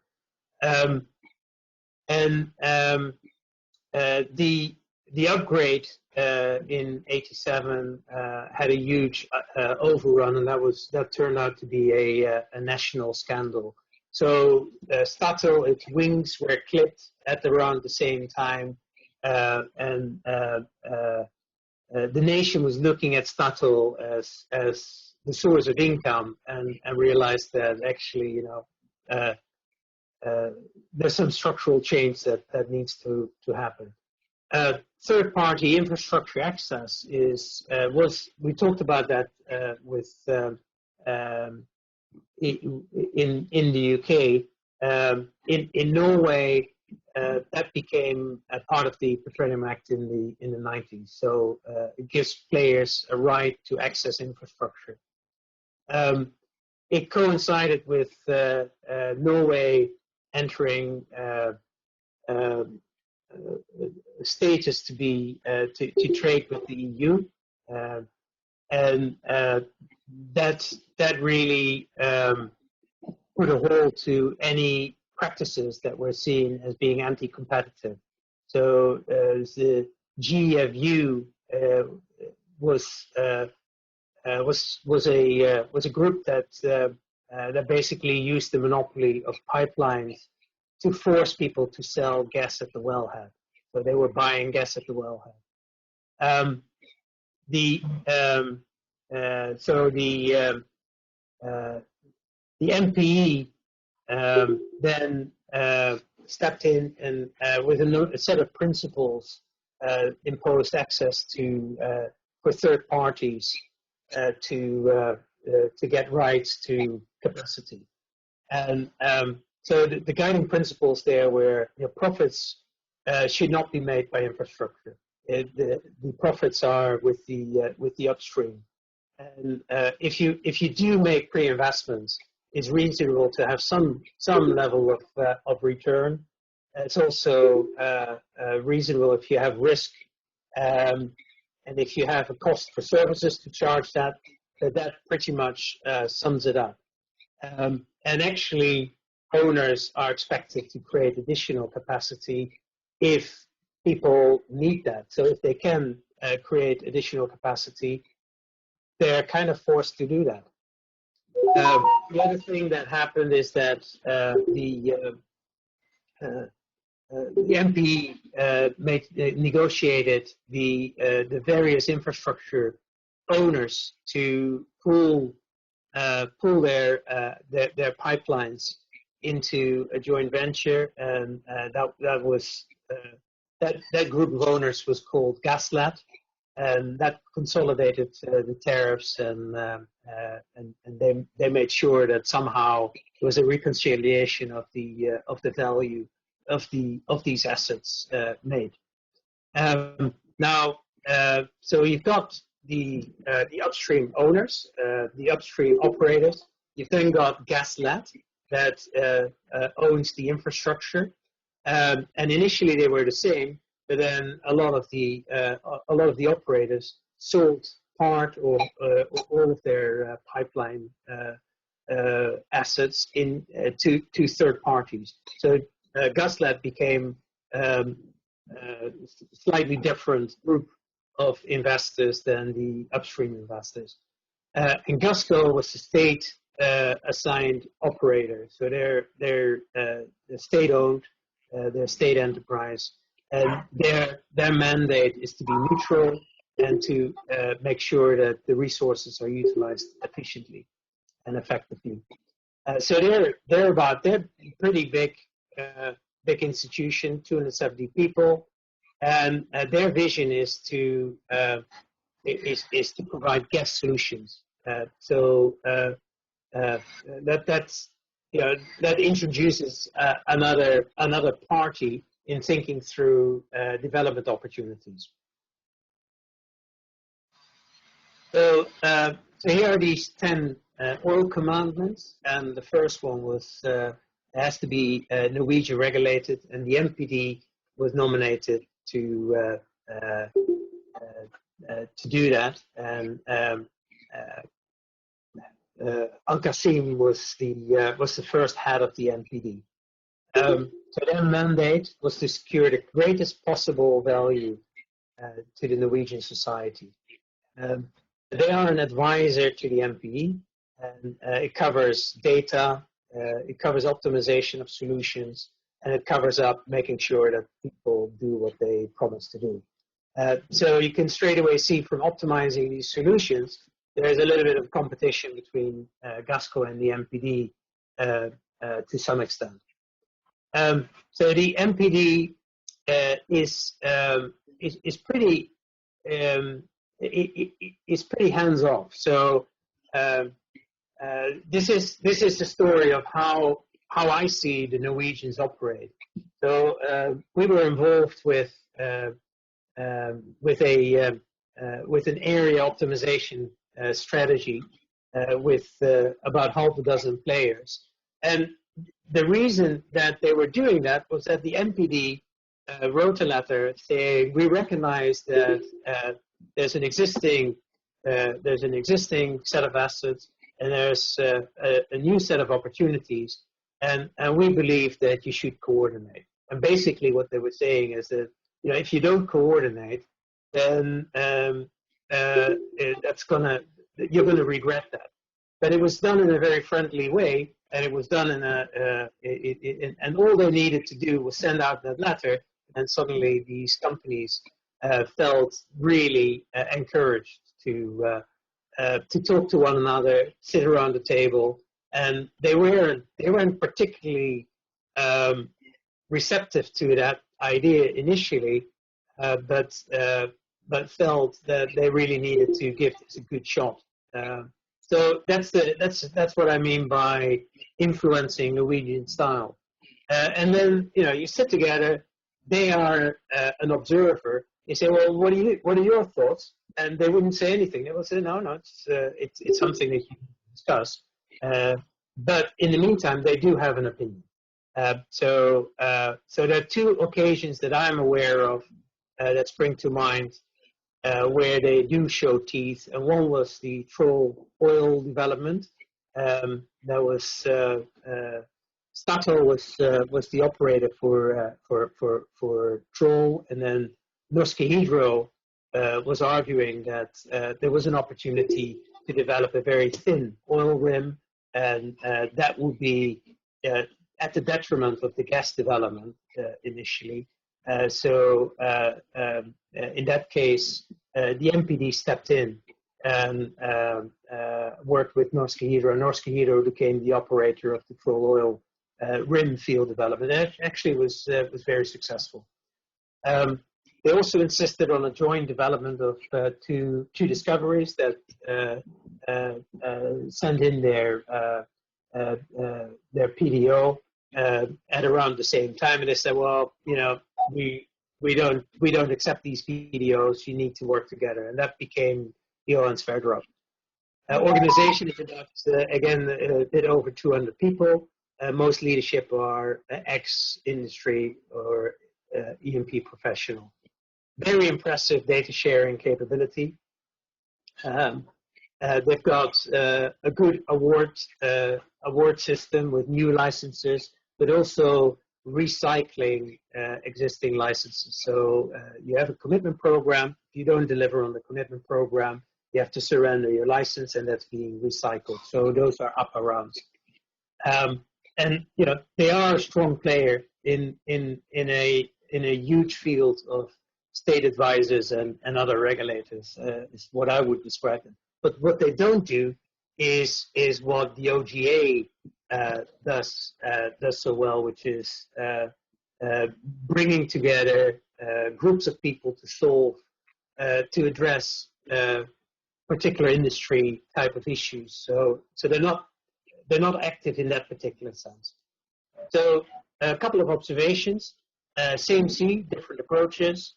I think, just in the initial approach, the initial set of circumstances led in both cases to different guiding principles, and each one of those shaped the industry to a very, very large degree. So even without all of these issues that Venezuela faces, we believe that the regulators had to work quite hard and continuously make some adjustments to find that balance between attracting investment and making sure that that the government take is optimized. And these are done in high cost environments, so it's pretty sensitive to where you strike that balance. The regulator has to engage with the industry and make sure that they learn from that, and as the basins mature, circumstances change, and also the players change. So they have to make sure that all of that is enabled, that the natural owners are the people who can own the assets. So both countries developed very high standards of data access to level the playing field, and continuously think about how to promote exploration investments.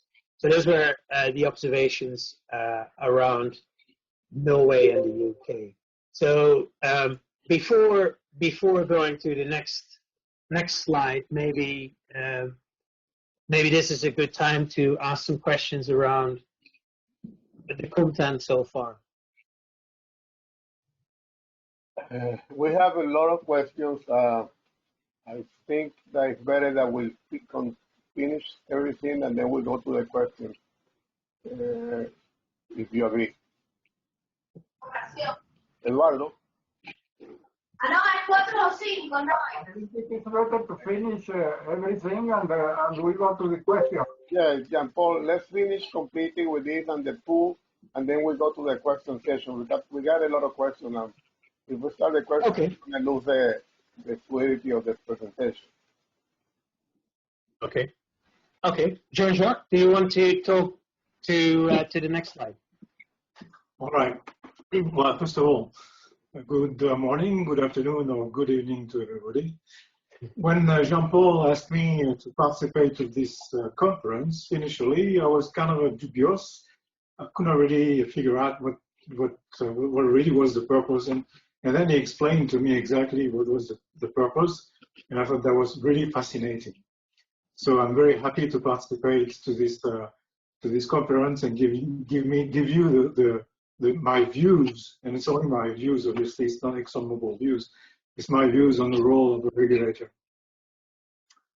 So the map you have in front of you is really the map showing the countries with the proven oil reserves around the world. And you can see there are two black zones, Saudi Arabia and Venezuela. Those are the two countries having the most proven oil reserves in the world. I'll tell you something. The prospect of Venezuela, the development of Venezuela through the oil, is very serious.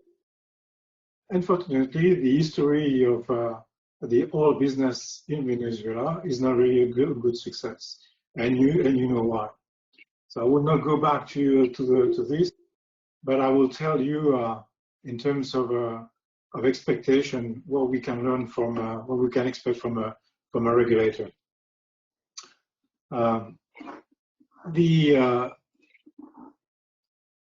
Typically, an IOC evaluates investment opportunities by determining the balance between the potential value of the opportunity and the risk associated. As the previous ExxonMobil CEO told us once, Rex Tillerson, he said, in the upstream, we are in the business of risk management. That's all we do in all aspects of our business, in operation, in exploration, in commercial, in drilling, everywhere. We are in the risk management business. We do evaluate constantly the risk. When we enter into a new country or a new development, there are many and different risks that exist.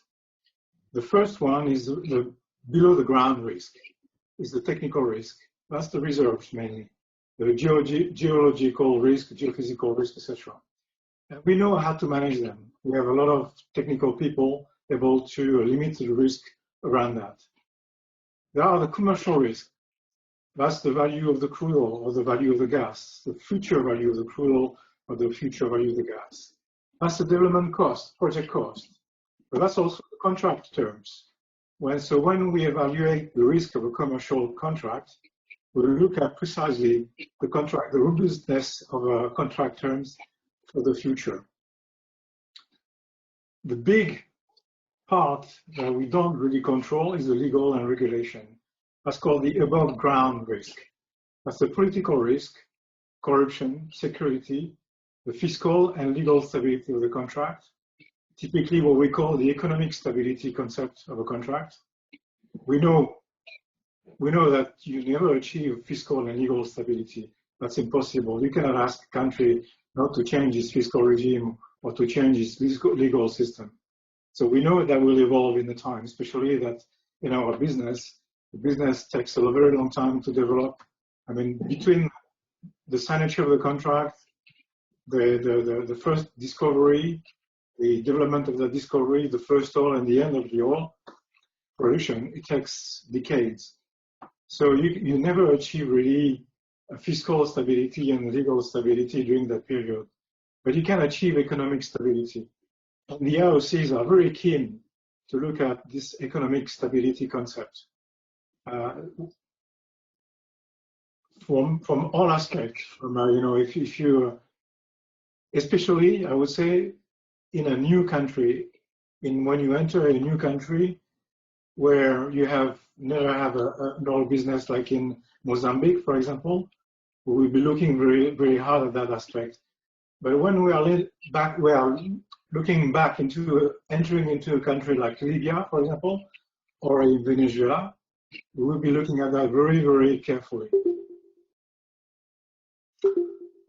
Typically, each opportunity is measured against all other opportunities in the world for an IOC. So we're not looking at only at the opportunity within a country, where we measure that opportunity against all the other opportunities we have in the world. Often, good investment opportunities are not pursued due to the lack of competitive focus from the government. That's really important that you understand that. An IOC, we will be measuring that opportunity against all the other in the world. So if the government take is too high, if the risks are too high, they will not pursue those opportunities, even if the technical risk is very low. Now, it's true that IOCs may have a different view on the opportunities, different IOCs, different views. It depends on the acceptable risk level that a company is able to take, depending on their portfolio or their own risk management culture. A key player to address this issue of the risk inside a country is the regulator. Why is that? A regulator really easier to promote the ease of operations. If I take the exploration phase, it will provide timely access to the reserve through a fair and transparent bidding process. You don't expect a regulator to put in place a non-efficient bidding process that will take years to go through, or if it's not very clear rules, etc. You need to have a very fair, transparent bidding process, and that's the regulator that take care of that. It will define access to the data, prepare data packages, and have the right strategy to offer the blocks or the exploration blocks. So the choice of the blocks, the order, etc. It will ensure an expeditious approval for everything from signature of contracts, selection of a company, the development plan, asset transfer, etc. Expeditious approval. And IOC will have to rely on that. It will have to reduce the regulatory burdens on the IOC and remove bureaucratic delays. It's very important for an IOC in terms of operations, etc., to have those bureaucratic delays removed. A regulator promotes an efficient petroleum regulatory and administrative regime. It had to define robust legal framework, ensuring a form of fiscal and legal stability, protecting the investment. Jean-Paul and Adam give you an idea of the different role of a regulator versus an IOC, an NOC. You should never have an overlap between an NOC and a regulator. A clear cut between the two. An NOC is actually a commercial entity. A regulator is an agency of the government. It's not a commercial entity. It's here to help the country to develop the business and to make sure to protect the interest of the country. In order to protect the interest of the country, it needs to make sure the IOCs will develop the oil and put their money in the investment in the country. It's important that a regulator involve the industry when revising or defining new regulations or laws impacting the petroleum business. They will try to get their reviews, comment, and coordinate with the different parts of the government, energy ministry, probably economic ministry, etc. Another type of role of the regulator is to select clear and stable technical standards and enforce them. I've seen different type of approaches here, like in the UK. Jean-Paul mentioned a kind of not relaxed, but not too much prescriptive approach for the business, which is much better, a much better approach. But I've seen other approaches in different places of the world, and we can live with that. But we have to know them, and we have to make sure they don't move.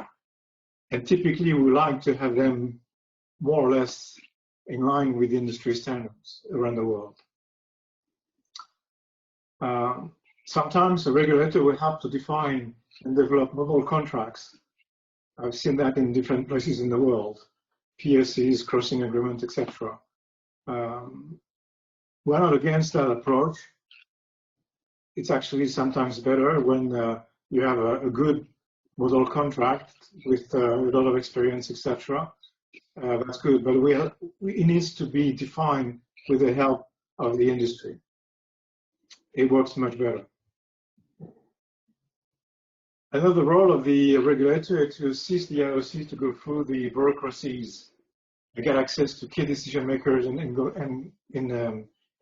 government, and help coordinate the industry activities in the country. To summarize, I think a regulator is here to align the interests of the country and of the IOCs, and to facilitate the development of the oil and gas business for the joint benefit of the country and the IOCs. It's really this notion of joint benefit that really will make an IOC comfortable to put the money in the country. Jean-Paul, that's not what I want to say. So if you have anything, other questions, I will be happy to answer. Thank you, Jean-Jacques. I'm sure there's lots of questions. Carlos, I think this is the right time then to open up things, right? Yes, let's do the poll and then we'll go to the question section. You agree with that? As you wish. I think it's better that way. And the results of this particular vote.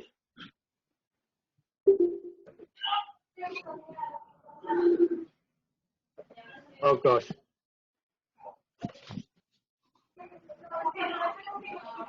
So Adam, if you can just yeah, so it seems there's pretty strong support for PDVSA having a fairly limited role, with very little support for having a significant role and grandfathering most of the assets. So I think there's it seems to be on the group here who have voted. It seems to be quite a lot of alignment for more of a wider commercial involvement of a larger number of companies and a smaller, more competitive role for PDVSA. We will combine all the results. There are 5 questions. We'll combine them at the end. How many people vote on that one? So I've now seen 40 people who voted. Okay. So that's okay. So let's go to the next question. So this is about redistributing the PDVSA assets. Should we redistribute them? On what basis, if we do, and who should get them? So that's the question. Again, 4 possible answers. This is related to the first question, perhaps, but the very first option would be to say that PDVSA is grandfathering the rights, and it can sell down the assets to resource. To finance and resource its the redevelopment of those assets. The second choice is PDVSA only retain producing assets. The third choice is we should have a round zero where PDVSA can submit plans for their preferred assets, and then the regulator will decide what to do. And then the fourth one is actually these are not PDVSA's assets; they're state assets, and they should be distributed as seen fit by the regulator. And that's based on value and on probability of getting quick returns. So 25 people have voted, so we're doing well. Share the results with you.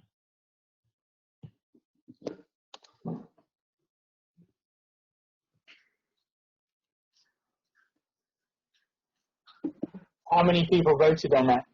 Just keeping a note. 31 people. So I think the results here are really in line with what we saw in the first question, of people quite strongly feeling that PDVSA really need to make the case, either make the case to hold on to assets, or it's up to the government to find, and the regulator, to find the best owners, whether that's PDVSA or whether that's new private investors. So there seems to be quite clear consistency with the first question. Okay, let's go to the next question. And the next question is around infrastructure, how to make sure that critical infrastructure is not going to be a bottleneck and is going to be used effectively. And the 3 choices are, the existing owners are gonna keep the infrastructure, and the resourcing is the payment and the resourcing is to be funded mainly by the upstream sector.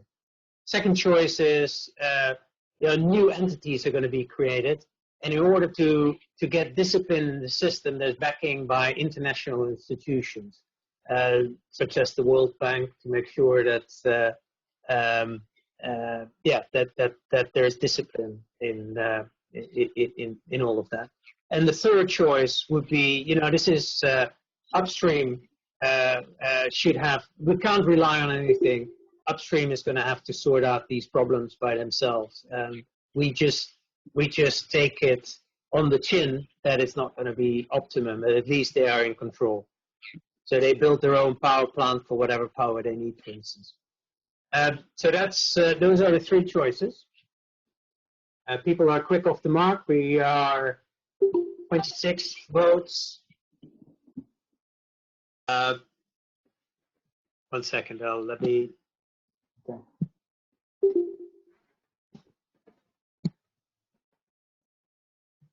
Uh, 30 people. So here I think there's a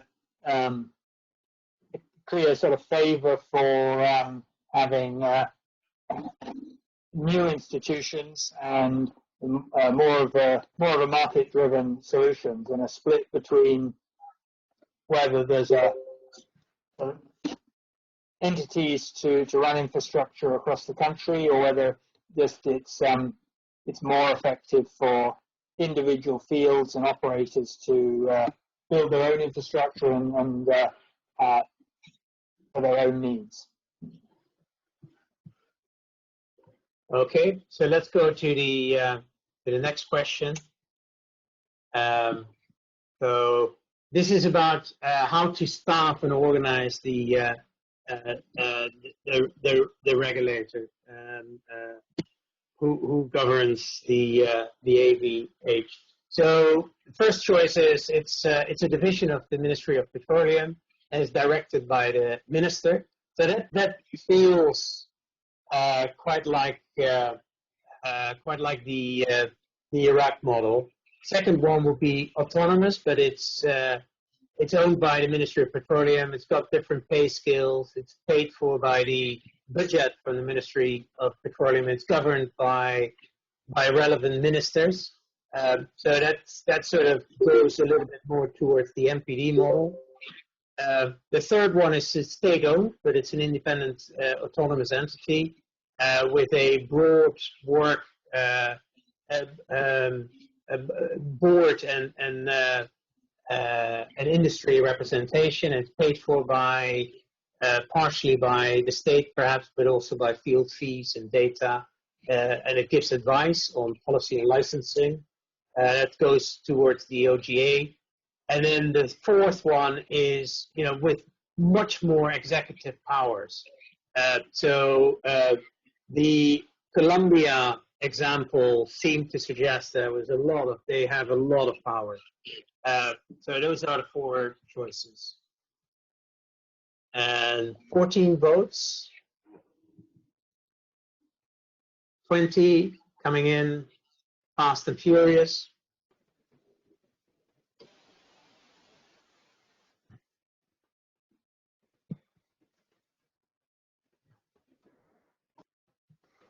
Right.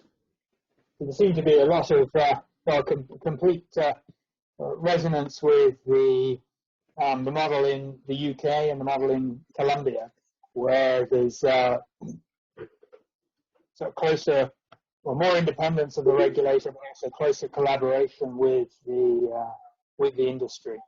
And I think this is sort of developing to a theme of everyone voting here of separating out the industry from too closer ties from day-to-day political management.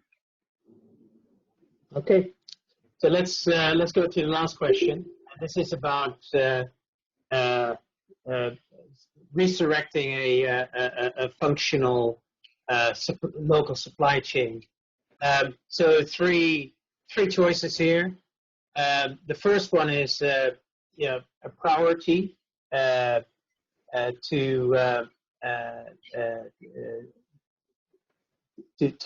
basically a priority to demonstrate a redistribution effort and make sure that the supply chain is the national supply chain is very much advantaged. Kickstarting through quotas, perhaps, or introducing import duties, those sort of things. Second choice is the focus is really on ensuring full transparency and competitiveness, and maybe think about a quota target in 5 years' time. So not right now, but in 5 years' time after the transition, and that puts some focus on encouraging developing the local supply chain in the longer run. And the third choice is really, this is a free market, and the AVH responsibility is just about transparency and fair competitive processes. The corporate social responsibility should look after developing local capability in the future. So I'm gonna. Can you send me question, Jean-Paul, please? Okay. And again, here there's pretty consistent with earlier. There's a split between how important it is to set some quotas within a competitive environment versus just have a transparent environment that allow the industry to grow organically in a fully competitive environment without local content targets or quotas.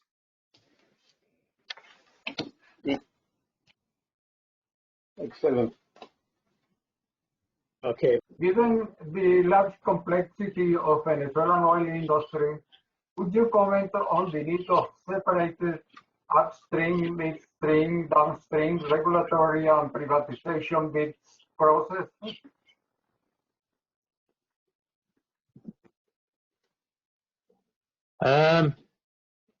So the question is whether, how to treat the upstream, midstream, and the downstream separately. Clearly there's a distinction to be made by the systems that form a whole. So, for instance, if you have the Orinoco Belt, you depend on an ability. You can't just export the crude. You have to do something with it. So that creates a system that is completely interdependent. You can't produce the upstream without the downstream. If that's the case, then there's a case to think about that as something that could be managed as a whole. So one option could be that you place the mid and the downstream into a JV that's essentially managed by the upstream party. So this is like the example that I had about the UK sector and Brent system.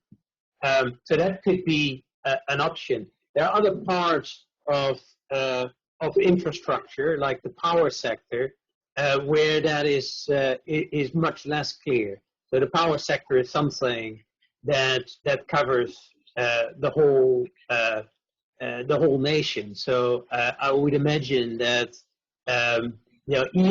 either by necessity you have some local generators, or maybe a small power station, if that's absolutely necessary for the upstream. But that really isn't the final solution. That's just a temporary solution. So that would be much better positioned by a state entity that is being kept honest by institutions. Given the lack of institutions in Venezuela, it might be that World Bank option could be a really good way of managing that part of the infrastructure. So that's just off the top of my head a couple of answers. But Adam and Jean-Jacques, maybe you can chip in, and other people may have very different ideas. By the way. I think you have provided a good answer. The only thing is you have to take care of the particularities of Venezuela. Most of the reserves in Venezuela are coming from the Orinoco Belt, the heavy oil. And I don't think, if I recall correctly, there is not one refinery able to process the oil of the Orinoco Belt in Venezuela. That's a big issue for Venezuela. So the old strategy, upstream strategy for Venezuela needs to take care of that. you need to think through all this issue. But probably you need to have a strategy for the midstream and the downstream in Venezuela from the other fields, like the Maracaibo fields, the lake fields, where you can feed those refineries through those fields. But you need to have it's the people in Venezuela probably will not understand if you produce so many barrels and are not able to refine those barrels in Venezuela to provide to feed the local market. People will not understand that. So you need to have a very clear strategy to comprehend that. Okay. Given the continuous changes in political decision in Latin America, what would you recommend to reduce the uncertainty for foreign investments, which reduce the appetite for investment in those countries?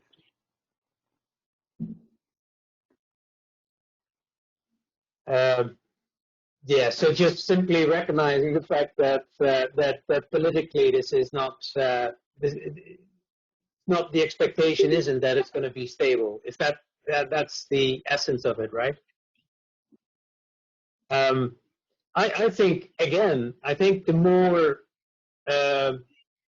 institutional support you have from outside, the more checks and balances there are. I think Jean-Jacques' point about expectations of people in Venezuela are probably that is an interesting angle. You have to manage those sort of expectations, and but you know the theoretical answer is through pressures from outside that stabilize things. Things are there's going to be checks and balances, and the instability is caused from internally, where people, you know, for instance, if things go well, then clearly people are going to say, well, we've given away too much, and you know, where's the regional support? Where do we see the benefits from this? And that's a situation that I think is highly undesirable, and somehow needs to be managed.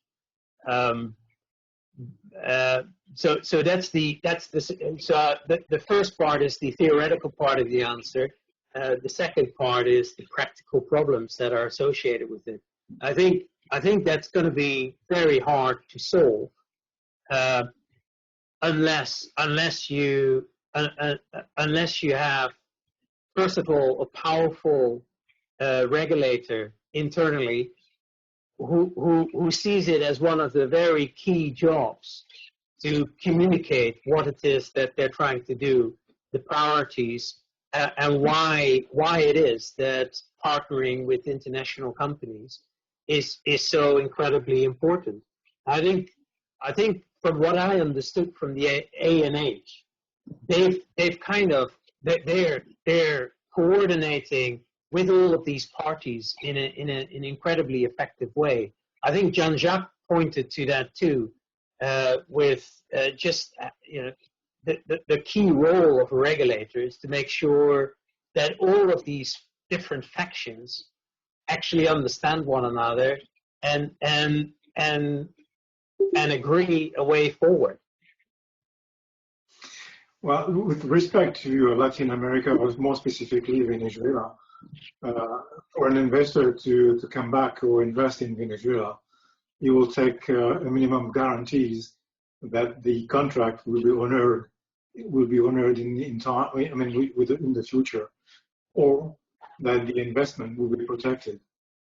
And the past experience of the nationalization in the 70s and in 2000, that investors will be worried.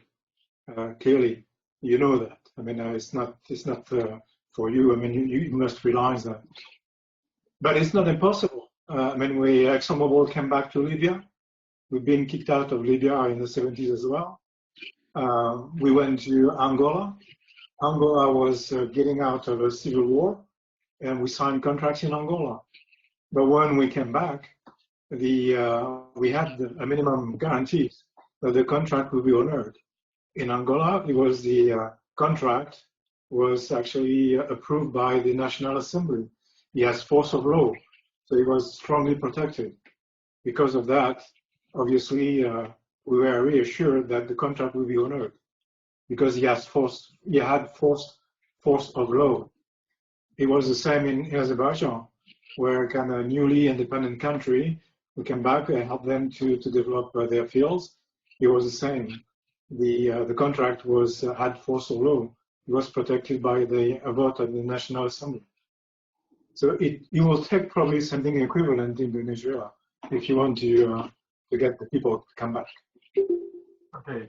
Excellent. How do we balance the immediate need for fiscal income from the OG sector with the large fiscal incentives and lower royalties that will be needed to attract investment in Venezuela?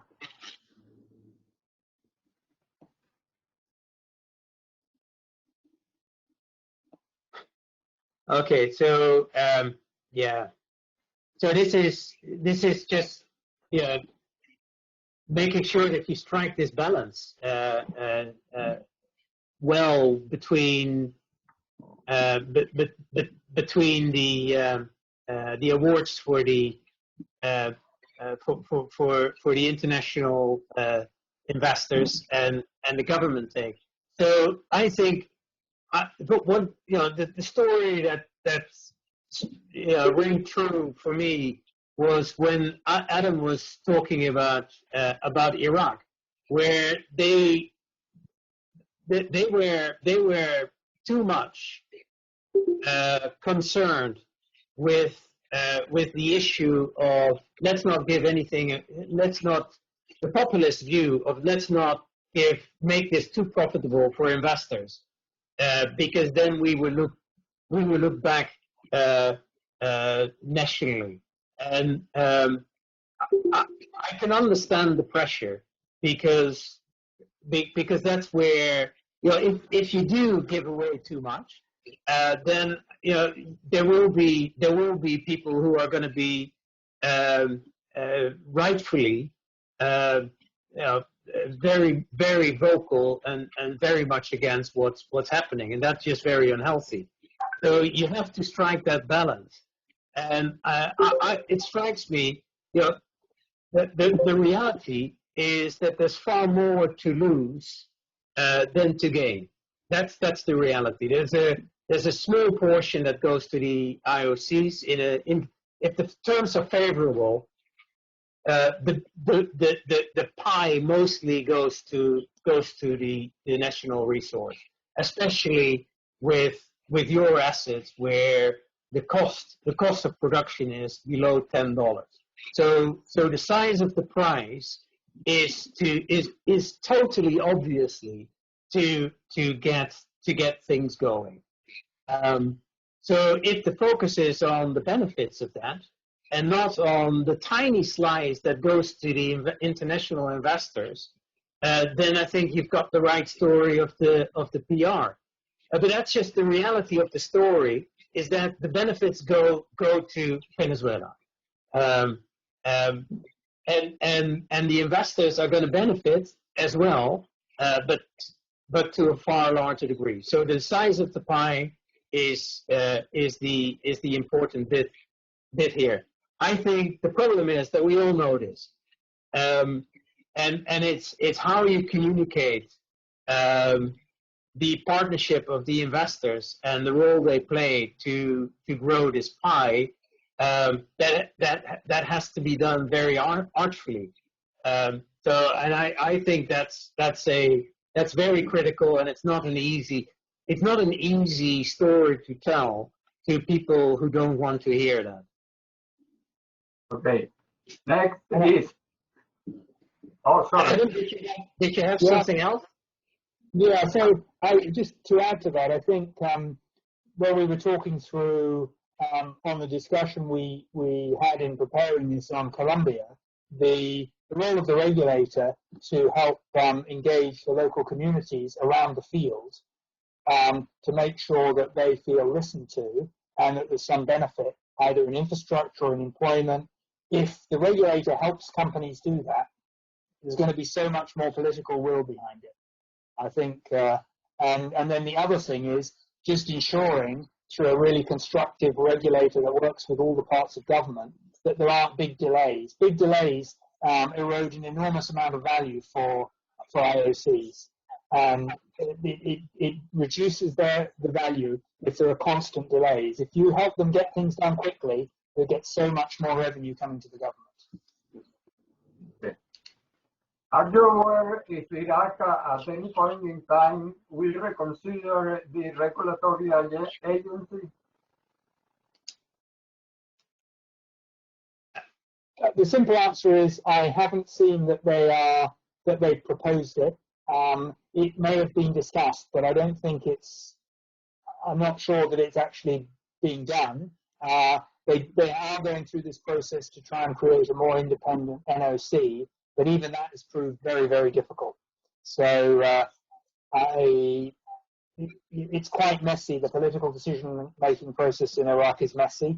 So I'm not sure that has progressed, but I may not be fully informed of the inside workings of the government. Did the Saddam regime leave a lot of debt in the oil and gas industry? How that debt was handled in the reconstruction? So I don't know if there was, whether there had been lots of international debt during the prior wars, in loans to Iraq or not. I think there may have been a sort of an expectation that international companies could get access to the oil because of the international involvement. But I'm not sure of the formal debt position, but it certainly, the whole international involvement made it complex with the setting up these technical service contracts. It was a very difficult balance to land on. Since the so-called peak of oil consumption is around the corner, 2040, and the zero carbon footprint trend on the developed world is increasing, do you still consider it is wise for oil companies to risk oil ventures in underdeveloped countries? Well, I think I've got a pretty simplistic view on that might be helpful. First of all, I think the if you put more oil into the market, it's not going to that's not going to be the major factor for how much oil is actually going to be consumed. So this is a question of how competitive is Venezuela for oil development. I think in particular this angle requires, whatever you do, your investment to quickly pay back. And I think Venezuela is ideally suited for that as compared to other opportunities, in particular exploration opportunities. The payback for, if you do get the right circumstances to let international companies do what they're really good at, they can turn around these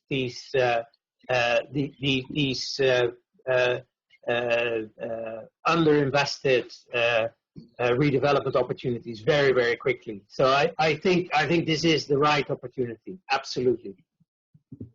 Okay. Any advice to Venezuela to avoid the Russia-style privatization, where all state resources end up in the hands of the mafia and the new bureaucrats? Yeah, I think the Colombia example of the transparent regulator is exactly the right example. a really powerful regulator, a real, just also having international companies involved helps you interventions if things really go bad.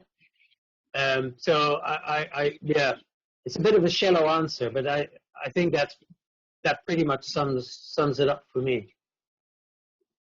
Okay. Looking at the Colombia Apertura process, it is noticeable that some oil companies established after the regulatory reforms of 2003 did not last many years in operation as would be expected. What is your vision of these issues, and how do you think it could affect the attractiveness of significant international investment and impact in Venezuela oil reconstruction? Could I try this one?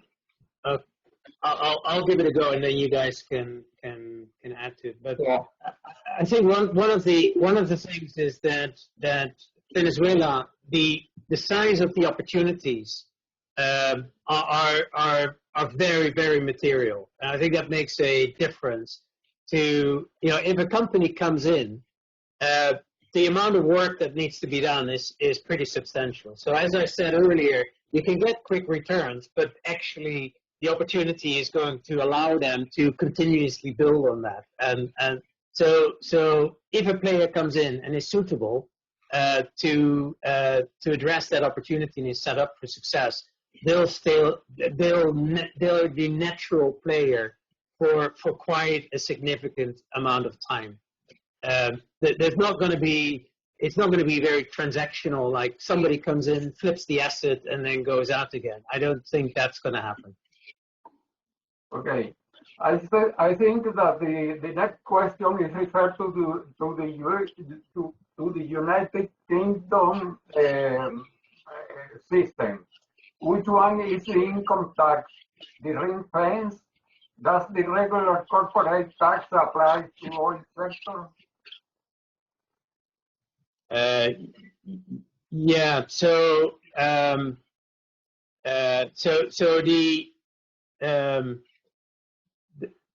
the income tax is that's the equivalent of after the royalty, after the petroleum revenue tax, which is a special tax, and after some other special taxes, you're left with a profit.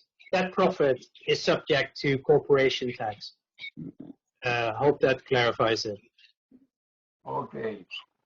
For the Venezuelan case, who you go with? Optimizing the existing fields and then assign new areas for exploration and preservation, or the government would need to upgrade certain infrastructure of oil pipeline and oil terminals? And I'm confused.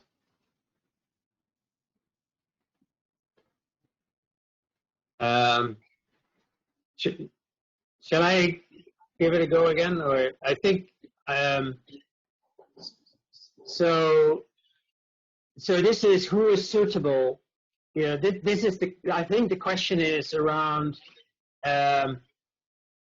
who is best suited to go for existing fields, who's best suited to go for exploration, who's best suited to upgrade infrastructure, etc. So I think we've addressed that question a little bit already. Yes. But I've got one more thought on this. The temptation is to in these sort of circumstances. I'm not saying that this is what's going to happen, but the temptation is to leave the national oil company with those assets that are least challenged. And I think that could be a real big mistake. Because you really need to think about where is the real big value opportunity and who is best placed to take advantage of that.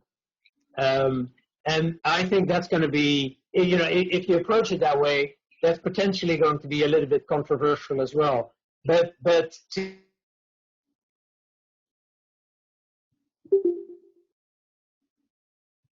Congeló. It is freeze. Jean-Paul, we can hear you. Yeah, Jean-Paul disappeared. I think we lost him.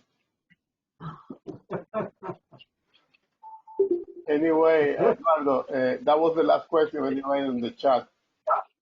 Yeah. Evanan Romero asked for the word. Evanan. There was another question in the chat. Okay. There was another question in the chat. No more questions? Okay. Adelante, adelante.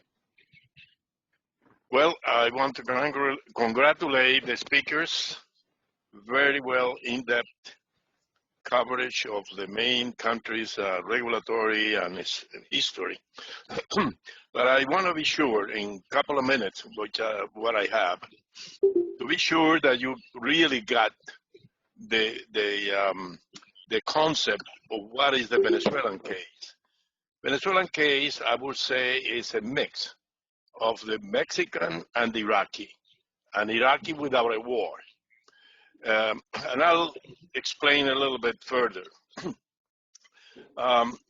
Venezuela today is producing what it was producing 6 years after starting the oil industry back in 1928.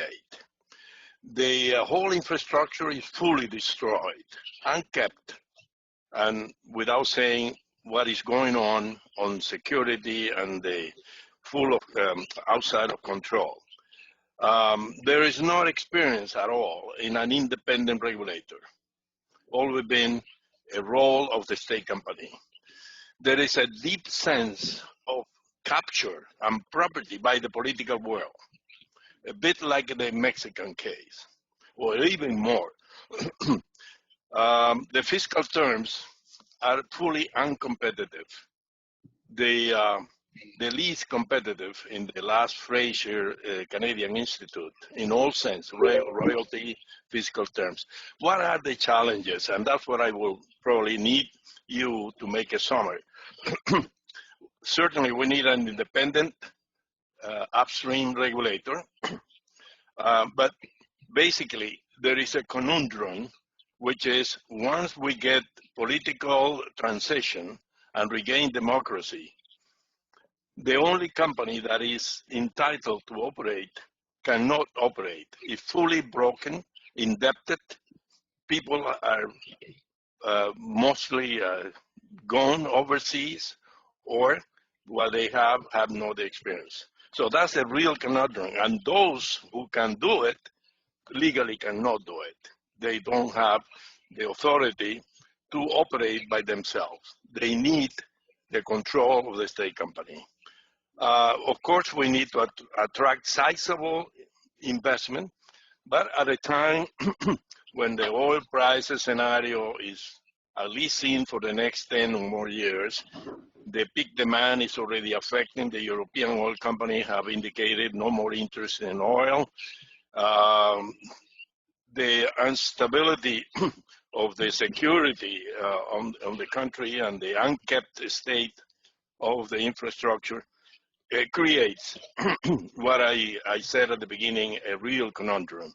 So the question, under these circumstances that doesn't look like the Mexican, doesn't look like Iraq, and is fully apart from the rest of the world, which are the key lessons that we should not miss based on your experience to reorganize and get the Venezuelan sector back on their feet? That's it. Thank you.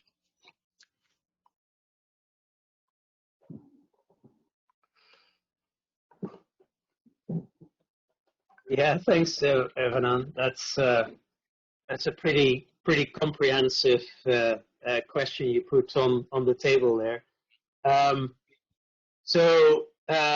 You know, Jean-Jacques had a number of pointers around.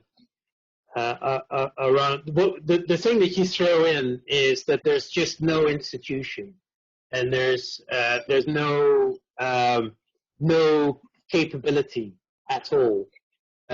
Obviously, there are security challenges and all of that.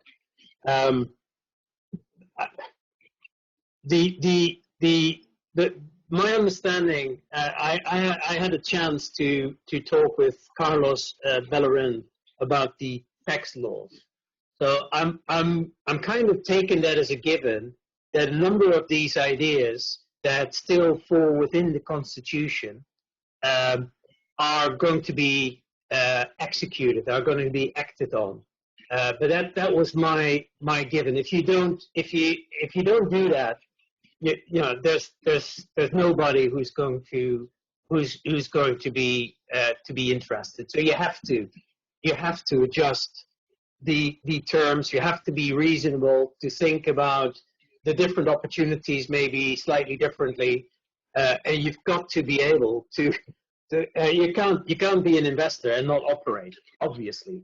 There has Jean-Jacques listed a priority of things that have to be in place, but it has to be a rule of law, and it has to be a power balance where people are going to be forced to be kept honest. So those are sort of preconditions. Now, how you simultaneously solve all of your infrastructure problems, all of your all of the regulator capability problems, all your institutional problems, clearly I have no answer to all of that, because that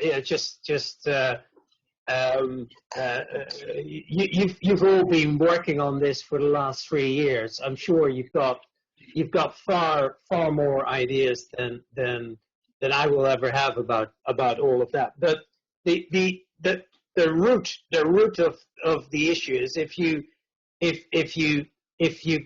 I think there's an opportunity through power, through sort of law and those sort of things, to get people interested. Now, the people you get interested are going to have to be people that are being given the opportunity to execute. So it's almost like you have to have a shield, and that shield has to be people who are on the ground and who so you need that connection somewhere, and that to me is one of the key pieces of the jigsaw that I don't understand. But surely there must be people in country who have that capability of moving other people along and seeing this as a partner opportunity to lift the country back to its feet again. But I'm giving you, I'm very aware I'm giving you a bit of a conceptual answer to a very, very serious and specific question.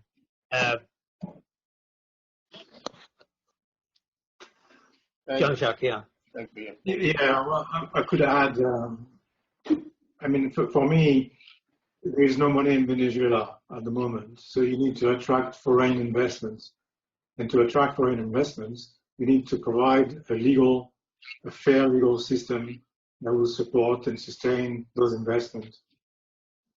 So you have to look clearly and carefully at your legal system, starting with the Constitution, hydrocarbon laws, regulation, decrees in place, to make sure you have nothing that will actually will go against the investment of from foreign investors.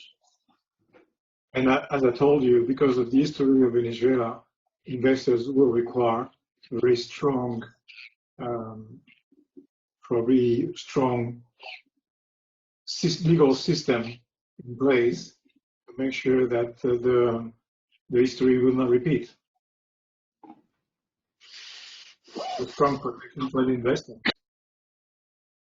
Everything will depend on everything you are talking about here will require huge investment from all aspects to get back on your feet. And when I'm talking about huge investment, I'm talking probably about more than $100 or $150 billion. A huge investment. Houses, big houses with big pockets can do that if they see a path and if they see stability. We have two more people. Oh, sorry. I do think that the money, if the opportunity, the fundamentals are there, and I do think the money ultimately will be there because it could be relatively so attractive. But all the conditions that Jean-Jacques is talking about have to be in place. Yeah. Now, you mentioned the World Bank and the IMF. Don't count on them. They are not supporting anymore the oil industry, and they are not going to support any more oil projects. So don't count too much on them. They will support you for the development of your infrastructure, power lines, etc., but not the oil industry. And they are a pain in the ass when you use them anyway. So my experience, I mean, they are easy to work with them. Eduardo. Give them your question. Sorry. Okay. My question, do you think how quickly will you get to a position where there's a good political majority behind something stable that will allow the right laws to be passed? Is there that sort of political thinking when there's a new regime, do you think? Okay. Can I answer the question? Next question. Yes, sir. We have three more people.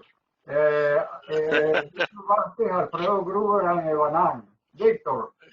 Okay. Yeah, related to what was discussed, if we're looking at the oil industry, and we have, Jean-Jacques said what Ricardo Hausmann and Miguel Rodriguez have said, the forums, which is that the World Bank and the IMF are not going to finance the private sector, and this will have to be private money.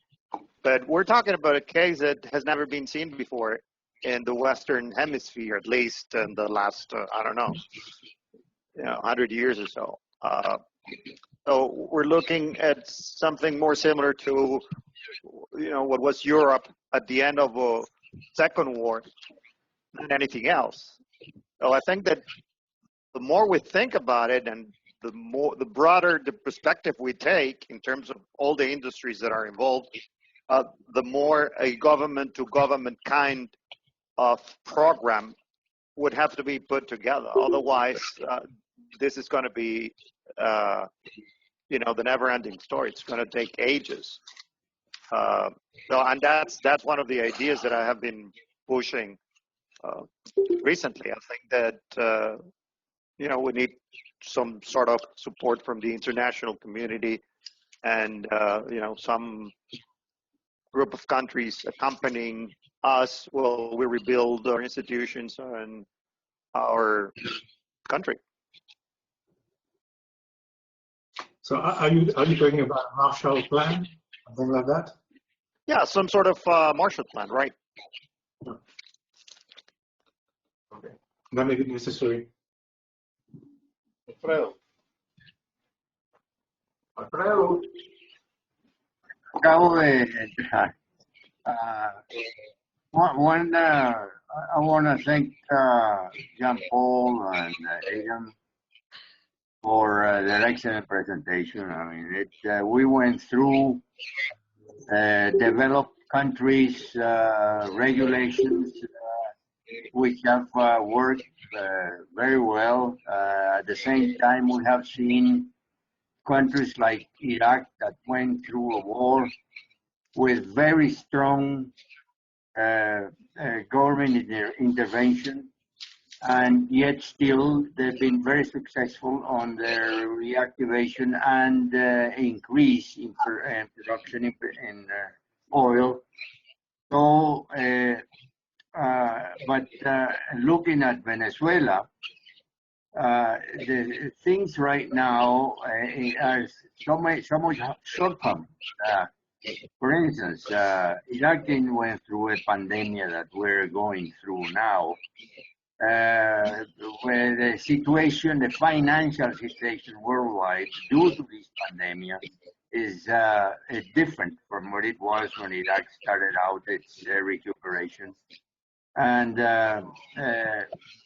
so we are in another thing is the transformation of most of these multinationals into becoming energy companies,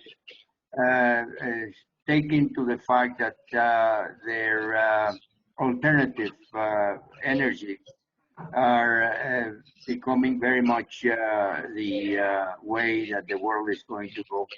So we're in our particular problem in Venezuela with the constitution as it is. I'm very concerned about how confident the investors are going to be in order to really risk on Venezuelan investments to participate in the reactivation. So I was wondering about the comments of Jean-Paul, Adam, about this fact. How do they foresee the Regulator Act and the recuperation of the oil industry based on all these shortcomings? By the way, Jean-Paul, the staff in ANH in Colombia is 200 people, but Okay. they contract about 350, and most of these people are spread around the fields in order to do whatever job they have to do related with fiscalization, inspections, and everything else, and community attention, and so on and so forth. That's more or less. Yeah. Adam, you want to start off? Well, I would like to say, I came back to the same notion. You have to have a legal system in place. I don't know exactly the legal system in Venezuela, the current system, but I suspect you will need to revise the constitution. You will have to develop new hydrocarbon laws. It's not the regulator that will do that. It's really the politicians, the National Assembly. You will need the support of the nation to do that, because you're going to change the way you manage your petroleum activities in Venezuela. You're going to have to demonstrate it's for the benefit of Venezuela, for the benefit of the people, for the benefit of the nation, not for the pockets of some people. So you're going to have to demonstrate that through a legal system that will ensure that. And that will be, for me, a prerequisite for any foreign investor to come back to Venezuela. Don't think that actually you will attract anybody if you keep the same system. You won't. That's it. Yeah, that's a great answer. I think just the element of time. Yeah, people have already commented on the fact that with the energy transition, the focus of the IOCs may start shifting. I think it's a little bit premature to count the oil industry out. But time is not on your hand. You don't have decades to sort this out. Evanine, and after Evanine, we finish this forum. Evanine Okay. will close the forum. So. No. Well, don't give me that honor. It's being excellent. I don't want to finish it. Listen, just a quick reply. I think I was not fair in passing you that conundrum or that big complex question. I think your teachings, what you have explained to us today, will certainly be very beneficial for the institution designing and implementation later on. But in my opinion, the real problem is not law, is not, in a sense, financial, is not capability on the infrastructure of the operation, is the capture by the political world.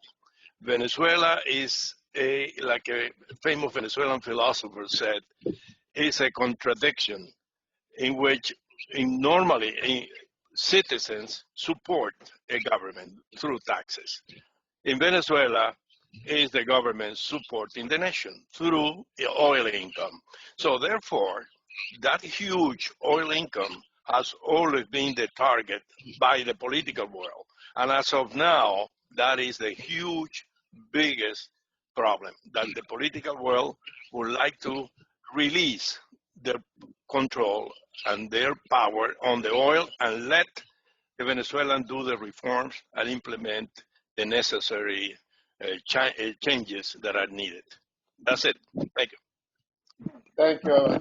So, well, we just break the record of our webinar on time. We've been here for 3 hours and 16 minutes. So thank you very much, Jean-Paul, Adam, and Jean-Jacques, for your excellent participation with us. We really appreciate your time and your effort for this webinar. And well, we hope that we will have a second webinar to explain, how we're going to reopen the opportunity for Venezuela. Thank you very much. Stephen, that's your pleasure. It's wonderful to talk to you during this day. Okay. Yeah, same. It's been very much a pleasure. So great that it has been helpful. Yeah. And we thank Victor, because Victor was the person that made the connection with us, with you, So thank you, Victor, for this.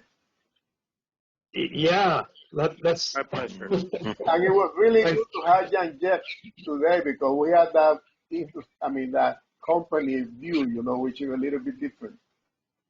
My pleasure. Thank you.